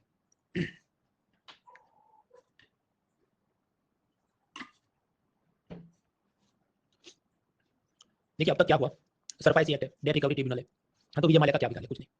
फिर एक जमाने में 2015 से 2019 में आरबीआई और भी ऐसी स्कीम्स लाया था, 525 एसडीआरएस 4ए, हम उसको पढ़ेंगे नहीं क्योंकि वो सब बंद हो गया, पर वो सब से भी कुछ रिफॉर्म नहीं आया। इंसॉल्वेंसी बैंक्रप्सी कोड है, पर वो भी बेबी स्टेज में, उसमें कुछ ज्यादा बहुत बड़े बड़े केस सॉल्व हो नहीं पाए। दूसरी तकलीफ यह है कि आईबीसी कोड में जब भी ऐसी बात हो कि चलिए लोन इंटरेस्ट रेट को 10 की जगह 8 करते हैं या टेन्योर को 15 से बढ़ा के 12 से बढ़ा के 15 ईयर्स करते हैं। अब अगर बैंक को सेटल करना है तो वो यस बोलेगा, वोट कर देगा, पर पब्लिक सेक्टर बैंक्स, सरकारी बैंक, वो ज्यादातर नो बोल देते हैं कि वी रिजेक्ट दिस प्रपोजल, क्योंकि उनको डर क्या लगता है कि हम ऐसा लोन पुनर्गठन यानी लोन रिस्ट्रक्चरिंग को अप्रूव कर देंगे आईबीसी की प्रोसीडिंग्स में, तो मीडिया वाले हंगामा करेंगे कि ये तो सुरपुर की सरकार है, ये तो विजय अदानी का एजेंट है, कोर्ट में, सीबीआई में, सेंट्रल विजिलेंस कमीशन में हमारे खिलाफ, मतलब पब्लिक सेक्टर बैंक के चेयरमैन के खिलाफ इंक्वायरी चालू हो जाएगी, मेरा प्रमोशन रुक जाएगा, मेरा ट्रांसफर हो जाएगा। तो इसलिए वो डिसीजन कोई अच्छे ले नहीं पाते थे, कुछ लोगों को क्लिक नहीं हो रहा था। लेट मी गो बैक, वो बात क्या चल रही है। सपोज यहाँ पर ये बिजनेस लोन का जो इंसॉल्वेंसी प्रोफेशनल रिस्ट्रक्चरिंग करा था, अब वो यहाँ पर मान लीजिए बैठा हुआ था या कोई भी, और इंसॉल्वेंसी प्रोफेशनल का 10% नहीं, इसको लोन को इंटरेस्ट को 8% करते। अब वो अप्रूव कब होगा, जब ये लोग majority axis bank of Baroda वगैरह कहे कि हाँ करते हैं। पर वो ज्यादातर क्या होगा कि एक्सिस बैंक जो प्राइवेट सेक्टर बैंक है तो वो प्रैक्टिकल हो जाएगा कि हाँ कर लेते हैं, पर बैंक ऑफ बड़ौदा कहेगा नहीं, बिकॉज बैंक ऑफ बड़ौदा का जो ऑफिसर है उसको डर लगेगा कि सीबीआई इंक्वायरी हो जाएगी, सेंट्रल विजिलेंस कमीशन कुछ बोलेगा। तो इसके चलते क्या रेजोल्यूशन नहीं हो पाए, अल्टीमेटली रेजोल्यूशन नहीं हो पाए, आप जानते क्या होगा, लिक्विडेशन यानी नीलामी। पर नीलामी करो, अब उत्तराखंड का होटल है, कोरोना के बाद नीलामी करोगे तो पैसा रिकवर होगा नहीं, तो इसलिए जो आईबीसी कोड है उसमें भी ये प्रैक्टिकल प्रॉब्लम्स है। सो that is the problem identified by the economic survey. हाँ, तो इसके चलते इकोनॉमिक सर्वे ने ये कहा कि ये सब चीजों में मजा नहीं है, कुछ नई चीज करते हैं, उसको कहा जाए bad bank. Bad bank, bad bank एक प्रकार से जो काम कर रही है वो कुछ ऐसा ही है जो एसेट रिकंस्ट्रक्शन कंपनियां करती थी। कि मान लीजिए विजय माल्या का एरोप्लेन 100 करोड़ का था, एक्सिस बैंक खुद सेल नहीं कर पा रहा था, उसने 85 करोड़ में इसको बेचा, ये जाके 95 में बेचे, ऐसा जो काम हो, पर बड़े पैमाने पे हो, उसके साथ कंसेप्ट जुड़ा गया बैड बैंक। अब हम समझते हैं भारत के अंदर 500 करोड़ या उससे ज्यादा का लोन अकाउंट जो एनपीए में चला गया हो, तो ऐसा 500 का एक अकाउंट, दूसरा अकाउंट, विजय माल्या का 8000 करोड़ का एनपीए, वीडियोकॉन का 1800 का वगैरह वगैरह, कुल मिला के 2 लाख करोड़ रुपीस के ऐसे बड़े बड़े अकाउंट्स हैं जो इसमें प्रॉब्लम्स है। अब अगर हम कहें कि इन सबको सरफाई एक्ट में ऑक्शनिंग या नीलामी कर देते हैं, तो क्या एसेट रिकंस्ट्रक्शन कंपनियों के पास 2 लाख करोड़ रुपए है कि ये सारे एरोप्लेन खरीद लें और आगे बेच दे? तो भाई अनिल अंबानी की टीआरसी कंपनी है, पर उसके भाई खुद के वादे चल रहे हैं, he himself is facing the problem in SARFAESI act, तो वो दूसरे का क्या करे। चिंगारी को आग लगाए तो सावन उसे बुझे, पर सावन खुद ही आग लगाए तो उसे कौन बुझे। जब ईआरसी कंपनी के खुद के केस चल रहे हैं कि लोन वो वापस नहीं कर पाए, तो वो दूसरे का क्या खरीद के सेटल करेगा, दैट इज द प्रॉब्लम। इसलिए इकोनॉमिक सर्वे ने ये सजेस्ट किया कि एसेट रिकंस्ट्रक्शन कंपनियां 2 लाख करोड़ रुपए का मैटर सेटल नहीं कर सकती, let us set up a new organization जिसका नाम देते हैं बैड बैंक। अब बैड बैंक क्या काम करेगा, ये जो ग्रीन कलर का सुपर हीरो दिखे वो है बैड बैंक। अब बात ऐसी है, सपोज माल्या का ये एरोप्लेन है जिसकी प्राइस मान लीजिए 200 करोड़, और ये सरफाई एक्ट या आईबीसी कोड जब फेल हो जाए और ऑक्शनिंग करना है तो ऑक्शनिंग हो रहा है, एक्सिस बैंक ने प्लेन को टेक ओवर किया और अब उसकी ऑक्शनिंग नीलामी हो रही है। अब नीलामी होगी तो अलग अलग प्लेयर्स बोली लगाएंगे, सपोज आनंद महिला का 92 करोड़, अनिल अंबानी का 95 करोड़, और ये बैड बैंक का 100 करोड़, तो स्वाभाविक है एक्सिस बैंक ये एरोप्लेन 100 करोड़ में बेचेगा बैड बैंक को, यानी कि ये बैड बैंक ने 100 करोड़ पे करना है इसको एक्सिस बैंक को। अब जो 100 करोड़ पे करना है तो बैड बैंक ये कहेगा कि भाई मैं इसमें से आपको सिर्फ 15 करोड़ कैश में देता हूँ और बाकी 85 करोड़ के मैं आपको रसीद दे देता हूँ जो मैं आपको 5 साल बाद चुकाऊंगा। So basically whenever this auction happens, bad bank will purchase bad assets, पर उसमें ऐसा कि अपफ्रंट मनी वो 15% दे या जो भी दे। अब देखो मैंने लिखा है कैश, पर वो असल में कैश नहीं देगा, क्योंकि आप जानते हैं वो लिमिट है कि 2 लाख से ज्यादा का कैश नहीं पे कर सकते, इनकम टैक्स एक्ट में प्रोहिबिशन है। तो असल में वो तो आरटीजीएस या चेक से पेमेंट करे, ये तो बोलने की बात है कि अपफ्रंट उसने 15 करोड़ दे दिया और बाकी 85 करोड़ की बैड बैंक बनाएगा सिक्योरिटी रिसीट यानी एसआर। तो सिक्योरिटी रिसीट में क्या लिखा होगा कि हाँ भाई 85 करोड़ आफ्टर 5 इयर्स में रिटर्न करूंगा एक्सिस बैंक को, ऐसा bad bank will promise to Axis bank I will pay 85 crore after 5 years. अब दो बातें हो सकती है, एक्सिस बैंक का I can not wait for 5 years, मुझे तो अभी का भी पैसा चाहिए, तो उस केस में एक्सिस बैंक के पास ये जो 85 करोड़ की सिक्योरिटी रिसीट है, एक्सिस बैंक वो जाके नाबार्ड को, सिडबी को, एलआईसी को, एसबीआई किसी और को 80 करोड़ में सेल कर दे। अगर वो पैनिक में उसको जल्दी पैसा चाहिए तो की बात है, वैसा कर सकता है या सिटीजन वो सब है प्रश्न। अपन तो फिर नाबार्ड और एलआईसी क्यों इसको लेगा, वो इसलिए लेगा कि आप समझो वो सिर्फ 80 करोड़ में माल खरीद रहा है और उसको पता है कि आफ्टर 5 इयर्स बैड बैंक तो मुझे 85 करोड़ देना है, तो उस हिसाब से मेरा इतना परसेंटेज प्रॉफिट है। जस्ट लाइक गवर्नमेंट सिक्योरिटी के अंदर वो जेठालाल को याद करो, वो क्यों ले रहा था, क्योंकि उसको पता बाद में मुझे 108 मिलना है। So yes that is the security receipt. But मान लीजिए एक्सिस बैंक के पास पेशेंस यानी धीरज है कि नहीं, ये 85 करोड़ की रिसीट मैं 5 इयर्स अपने पास रखता हूं, आफ्टर 5 इयर्स आप मुझे 85 करोड़ देना, bad bank will do that. अभी नेक्स्ट प्रॉब्लम आएगी, ये जो एरोप्लेन है जो बैड बैंक के पास है, बैड बैंक उसको सेल करने जाएगा, आगे रीसेल करना पड़ेगा उसे, क्योंकि बैड बैंक की खुद की तो प्लेन चलानी है नहीं, वो तो कबाड़ी में खरीदा और आगे उसको बेचना है। नाउ इट मे हैपन कि वो जाए स्पाइस जेट के पास, लेकिन स्पाइस जेट का मालिक वो हेरा फेरी टू के वो कचरा सेट की तरह करे, इसका तो पंचर निकालना पड़ेगा, कलर करना पड़ेगा, सीट का रफू करना पड़ेगा, तो एक्चुअली वो सिर्फ हो सकता है 80 करोड़ ही दे, हो सकता है, because you know how the things work जब आप सेकंड हैंड में माल बेचने जाओ। अब तकलीफ हो जाएगी, तकलीफ ये हो जाएगी कि बैड बैंक ने प्रॉमिस किया एक्सिस को क्या मैं 85 करोड़ दूंगा, लेकिन ये माल तो 80 करोड़ नहीं जा रहा है, तो बीच में कुछ तो गैप हो गया। अब ऐसे जो जो गैप होंगे उसको कौन कवर करेगा, तो गवर्नमेंट ऑफ इंडिया ने ये कहा कि ये जो भी सिक्योरिटी रिसीट जनरेट की गई है, और अगर बैड बैंक उसको ऑनर नहीं कर सकता या उसको कुछ मतलब प्रॉब्लम आ गई, शॉर्टफॉल है, डेफिसिट है, तो जो भी डेफिसिट है वो गवर्नमेंट कवर कर देगी, और उतना पैसा मतलब ये सिक्योरिटी रिसीट 85 करोड़ की थी, मान लीजिए बैड बैंक सिर्फ 80 करोड़ पे करे तो 5 करोड़ का लॉस है, government of India will pay to the Axis bank. यानी एक प्रकार से सरकार सॉवरेन गारंटी, संपर्क को गारंटी दे रही है कि जो भी नुकसान है वो गवर्नमेंट देख लेगी। So this is bad bank. इससे क्या फायदा, ये जो भी 2 लाख करोड़ का ऐसा सब माल टॉक्सिक है जो जहरीला हो चुका है, उसमें कुछ ना कुछ रिकवर करके मान लीजिए जो भी 80,000 करोड़ भी निकल के आया, तो बैंकों की हेल्थ इंप्रूव हो सकती है। अब पिक्चर गेट्स इंटरेस्टिंग, मैं आपको बोला हूं bad bank bad bank bad bank, technically ये एक नहीं है, ये दो है, करण अर्जुन दो है। एक है जो भी करण है या ऐसा क्या है, उसका नाम है नेशनल एसेट रिकंस्ट्रक्शन कंपनी यानी NARCL। उसका काम क्या है, उसका काम है प्लेन खरीदना या जो भी ऐसी सब एसेट्स या प्रॉपर्टी है। तो NARCL जो एक एसेट रिकंस्ट्रक्शन कंपनी है, उसका काम क्या है, ये सब बैड लोन के सब एसेट्स खरीदना, ये एक हुआ। फिर दूसरा है अर्जुन या एल सलमान या जो भी, उसका नाम है इंडिया डेट रेजोल्यूशन कंपनी मतलब IDRCL, और वो एक एसेट मैनेजमेंट कंपनी, उसका काम क्या है, इस एरोप्लेन को आगे जाके रीसेल करना, मतलब जितनी भी बैड लोन की एसेट्स SRK ने खरीदी वो सलमान जाके आगे बेच रहा है। हमें आसानी से समझ आए इसलिए मैंने तो ग्रीन कलर का एक ही सुपर हीरो बताया कि जो शुरू में खरीद भी रहा है और आगे बेच भी रहा है, बट असल में ये दो ऑर्गेनाइजेशन, और ये दो ऑर्गेनाइजेशन कलेक्टिवली, ये NARCL और IDRCL, ये कलेक्टिवली क्या हुआ, इसको बोले बैड बैंक। अब समझो शुरुआत में मैंने आपको बताया कि प्लेन था 200 करोड़ का, एक्सिस बैंक ने ऑप्शन किया, बैड बैंक ने 100 करोड़ में खरीदा, तो शुरुआत में जो ग्रीन हीरो था वो क्या था, वो ये करण अर्जुन वाला SRK था, जिसको हमने कहा national asset reconstruction company NARCL। और फिर जब वही एरोप्लेन आगे वो बेचने गया और ये कचरा सेटने का सब रफू करना पड़ेगा, I can only pay 80 crore, तो वो सेलिंग स्टेज वाला जो ग्रीन कलर का ये था वो दूसरा था India debt resolution company IDRCL, मतलब ये जो भी करण अर्जुन का सलमान था। कलेक्टिवली ये जो पूरी चीज चली दैट इज बैड। 2021 बजट में ये कहा कि हम ये सब करेंगे और उसके नाम दिया NARCL और IDRCL, ये दोनों को मिला के ये सब काम होगा और बैड बैंक का सब काम हो रहा है। अब ये दोनों जो ऑर्गेनाइजेशन है इसका मालिक कौन है, गवर्नमेंट है, दूसरे कंपनी है, वो सब आपके हैंडआउट में, वो सब एक्चुअल जनरल नॉलेज खुद से पढ़ के खत्म करो, और उसका माइंड में चार्ट भी आपके हैंडआउट में सिंपल है। बैड लोन थी, एसेट खरीदा किसने, SRK ने, फिर ट्रांसफर किया सलमान को, उसने बेचा, तो मान लीजिए उसमें जो भी लॉस आया 15 करोड़ का, तो गवर्नमेंट ने वो चीज वापस उसको एक्सिस बैंक को दे दी, सॉवरेन गारंटी थी। ये बस इतना ही टॉपिक, इसके ऊपर आपको 500 डाउट, अच्छा इसमें ऐसा हुआ, ये हुआ, फला टीम का कुछ काम का नहीं भाई, इसको पढ़ो और आगे बढ़ो। अब इसमें आप देखेंगे कि हाँ ये तो बहुत बेस्ट चीज है, but there are some criticism. Criticism ये है, देखिए एक्सिस बैंक ने माल्या को लोन दिया होगा मान लीजिए 200 करोड़ का, और माल्या ने उसको प्लेन भी गिरवी रखा हो मान लीजिए 200 करोड़ का, फिर भी अल्टीमेटली बैड बैंक ने तो कितना पे किया उसको, सिर्फ 100 करोड़। तो एक्सिस बैंक का कुछ तो लॉस हुआ ना भाई, 100 करोड़ का तो उसका लॉस है। अब ये लॉस कौन पे कर रहा है, अल्टीमेटली डिपॉजिटरी पे कर रहा है इवेंचुअली। वो ऐसे कि फ्यूचर में मान लीजिए एक जमाने में एक्सिस बैंक आपको 9% इंटरेस्ट देता था, आज की तारीख में 7% दे रहा है। ऐसा क्यों, क्योंकि एक्सिस के खुद के बहुत सारे लॉस है, तो भी आपको अच्छे इंटरेस्ट नहीं मिलते। सो lower deposit interest for the future depositors, ये तकलीफ है, और बैड बैंक इसको सॉल्व नहीं कर सकता। दूसरा, हमने यहाँ देखा कि कैसे जब बैड बैंक ने प्लेन सेल करने की कोशिश की 80 करोड़ मिला, और 85 करोड़ बैड बैंक ने सिक्योरिटी रिसीट जनरेट किए थे, और गवर्नमेंट ने प्रॉमिस किया कि अच्छा मैं जो भी लॉस है 5 करोड़ का पे करता हूँ एक्सिस बैंक को, तो गवर्नमेंट के पास 5 करोड़ किधर से आए, जो मैंने आपने जीएसटी भरा, इनकम टैक्स भरा, बाकी टैक्स भरे, उसमें से आ रहा है। तो ये सारा काम health care, education, poverty removal में भी तो हो सकता था, पर नहीं हुआ, वो ये सब लॉस कवर करने में चला गया। So losses are borne by tax payer, तो ये ग्रेटर प्रॉब्लम है, और इसके चलते जितने भी लोग भगोड़े इकोनॉमिक ऑफेंडर्स हैं, विजय माल्या, नीरव मोदी एक्सेट्रा, उनसे पकड़ के लेना चाहिए पैसा, but that is all the discussion for ऐसे ethics means answer writing. So we learn about DICGC, 5 lakh तक का आपका डिपॉजिट इंश्योर है। हमने देखा बैड बैंक उसका काम है 2 लाख करोड़ के ऐसे बड़े बड़े जो एसेट्स हैं उसको उसमें से पैसा उस चीज को फिक्स करना है उसे। Next topic is prompt corrective action framework. School के अंदर एक शरारती बच्चा हो तो स्कूल का प्रिंसिपल उसकी एक लिस्ट बनाता है, ऑल द नोटोरियस या bad boys in my school, ऐसी ब्लैक डायरी वो बनाता है। उस ब्लैक डायरी या ब्लैक लिस्ट को आप क्या बोलोगे, प्रॉम्प्ट करेक्टिव एक्शन फ्रेमवर्क या PCA। वो ऐसा है कि RBI सारे के सारे बैंकों को एक एक्सेल शीट में इवैल्यूएट करेगा, आपके बैंक का नॉन परफॉर्मिंग एसेट या बैड लोन कितना है। कल हम लोग देखेंगे बासेल नॉर्म से स्विट्जरलैंड के, अच्छा तो उसके लिए आपके पास सफिशिएंट कैपिटल है कि नहीं, आपका लेवरेज कितना है, मतलब बैंकर ने खुद से मार्केट में से कितना पैसा लोन में लिया, डिपॉजिट में नहीं, लोन में, बॉन्ड इशू करके वगैरह। अब ये सब पैरामीटर पे वो एक्सेल शीट में डेटा डालेगा। कुछ बैंक है उसका रिस्क कम दिखेगा तो उसको वो कैटेगरी 1 में रखे, कुछ का ज्यादा दिखे कैटेगरी 2 में, कुछ एकदम ही बदमाश हो गए हो या नालायक हो गए हो उसको रैंक 3 में रखे। तो RBI ऐसी एक लिस्ट बनाएगा, उस लिस्ट को हम कहते हैं प्रॉम्प्ट करेक्टिव एक्शन फ्रेमवर्क। फिर वो क्या करेगा, डिपेंडिंग कि आप कौन सी लिस्ट में हो, आप स्ट्रिक्ट एक्शन लिए जा सकते हैं। कि फॉर एग्जांपल RBI कहते हैं कि ये लक्ष्मी विलास बैंक उसके अंदर बहुत कांड हो रहे हैं, वो ठीक काम नहीं कर रहा है, तो उसके जितने बोर्ड ऑफ डायरेक्टर है उसको अब से सैलरी नहीं मिलेगी। ये लक्ष्मी विलास बैंक अपने शेयर होल्डर्स को प्रॉफिट में से डिविडेंड नहीं दे सकता, जो भी थोड़ा बहुत भी प्रॉफिट है वो सारा बफर में रखो फ्यूचर लॉसेस को कवर करने के। और भी स्टिक होकर आगे बोल सकता है लक्ष्मी विलास बैंक आपसे कोई ब्रांच नया खुल नहीं सकता और ना ही किसी और को भी लोन दे सकता है, पुराना इसे पहले वो सेटल करो। एंड लास्ट स्टेज की लगे ये तो एकदम गौतम सिटी जैसा हो गया, बियॉन्ड सेविंग और वो रासाल गोल उधर जाके जो भी जहरीली गैस छोड़ते थे, सिमिलर टू दैट कि ये बंद ही कर दो, इस बैंक को मैं बंद कर दूंगा, मर्ज कर दूंगा, आरबीआई कैन डू दैट। तो एक प्रकार से आप समझिए यहाँ पर जो जो एक्शन वो ले रहा है, इसे मॉनेटरी पॉलिसी के टूल्स में याद करें तो याद करो एक था डायरेक्ट एक्शन। डायरेक्ट एक्शन क्या था? पीएसएल वो सब याद करो, सीआरआर एसएलआर वगैरह में एक और टूल था डायरेक्ट एक्शन। पहले तो मॉरल सुएशन था कि हाथ जोड़ के भाई आप सुधर जाओ, नहीं सुधरे तो फिर डंडा मारना था, दैट इज डायरेक्ट एक्शन। तो ये सब डायरेक्ट एक्शन है। और ये जो लिस्ट बनी है उसका नाम क्या है? प्रॉम्प्ट करेक्टिव एक्शन फ्रेमवर्क यानी पीसीए। फॉर एग्जांपल ये लक्ष्मी विलास बैंक, वो आरबीआई को लगा it is just like Gautam, it is beyond saving, तो फिर आरबीआई ने उसको मर्ज कर दिया सिंगापुर की एक बैंक है डीबीएस बैंक। अब सिंगापुर कैसे चला गया? सिंगापुर की बैंक को इंडिया में ब्रांच खोलने थे पर उसके पास प्रॉपर्टी ऑफिस वो सब नहीं था, तो उसने कहा इसको मर्ज आप करना चाहते थे मैं कर लेता हूं, तो सारी जो भी उसकी ब्रांचेज या ऑफिस थी सिंगापुर की बैंक ने वो ले लिया, तो आरबीआई ने ये सब काम किया। अब ये एक बात हुई। अब आप सोचिए कि ऐसा ही प्रॉम्प्ट करेक्टिव एक्शन फ्रेमवर्क ये तो बैंकों के लिए था, पर ऐसा ही एनबीएफसी पे भी तो होना चाहिए, और उसमें भी खासकर डिपॉजिट टेकिंग एनबीएफसी जहां पर डिपॉजिटर के हितों की रक्षा करनी चाहिए आरबीआई ने। तो उसके लिए भी आरबीआई कहता है हाँ इधर भी मैं सिंगम बन जाता हूँ, तो जो भी अलग अलग डिपॉजिट टेकिंग एनबीएफसी खासकर बजाज फिनसर्व वगैरह उन पे मैं पहले एक्शन थोड़ा मारूंगा, बाकी जो है उन पे अभी नहीं, बाद में करेंगे। तो फॉर एग्जांपल प्राइमरी डीलर्स हैं, हाउसिंग फाइनेंस कंपनी जैसे डीएचएफएल है, नॉन डिपॉजिट टेकिंग एनबीएफसी जैसे आईएलएफएस है, तो डंडा चलेगा, अभी नहीं चला, बाद में चलेगा। So presently this prompt corrective action framework is also applicable on NBFC but only on deposit taking NBFC, उन पे लगता है, बाकी सब पे नहीं लगता। फ्यूचर में लग भी सकता है, अब कुछ इन पे जब लगेगा तो क्राइटेरिया पैरामीटर्स अलग हो सकते हैं, एनपी की जगह कुछ और वर्ड यूज करे या बासेल नॉर्म्स में उनके स्लैब अलग होते हैं तो कुछ और यूज करे, बट जो जिस्ट है वो ये है जो मैंने अभी आपको बताया, ब्लैक लिस्ट बनाएगा और एक्शन लेगा और मर्जर या शटडाउन करे, ऐसे कॉन्सिक्वेंसेस हो सकते हैं। अब आप समझिए अगर आरबीआई पूरा दिन ऐसा ही थोड़ा लेके घूमता रहे then that is not ease of doing business, क्योंकि फिर ये एसबीआई एक्सिस डीएचएफएल ये सब लोग क्या कहेंगे आपके नियम बहुत सख्त हैं, हमको सांस लेने में दिक्कत हो रही है, थोड़ा फ्रीडम फ्लेक्सिबिलिटी भी दो, खासकर कोरोना के बाद वैसे भी धंधा डाउन है, आप क्यों इतना स्टिक हो? तो आरबीआई ने कहा ठीक है आप लोग मतलब आप सब बैंक एनबीएफसी अपने सजेशन भेजो कि मैं कहाँ ज्यादा स्टिक हूँ और वहां पर मुझे क्या रिलैक्सेशन आपको देना चाहिए। तो ऐसे आरबीआई ने कमिटी बनाई, उसका नाम है रेगुलेशंस रिव्यू अथॉरिटी, और वो दूसरी बार बनाई तो उसको कहते हैं 2.0, पहले भी 90s में या कभी बनाई थी।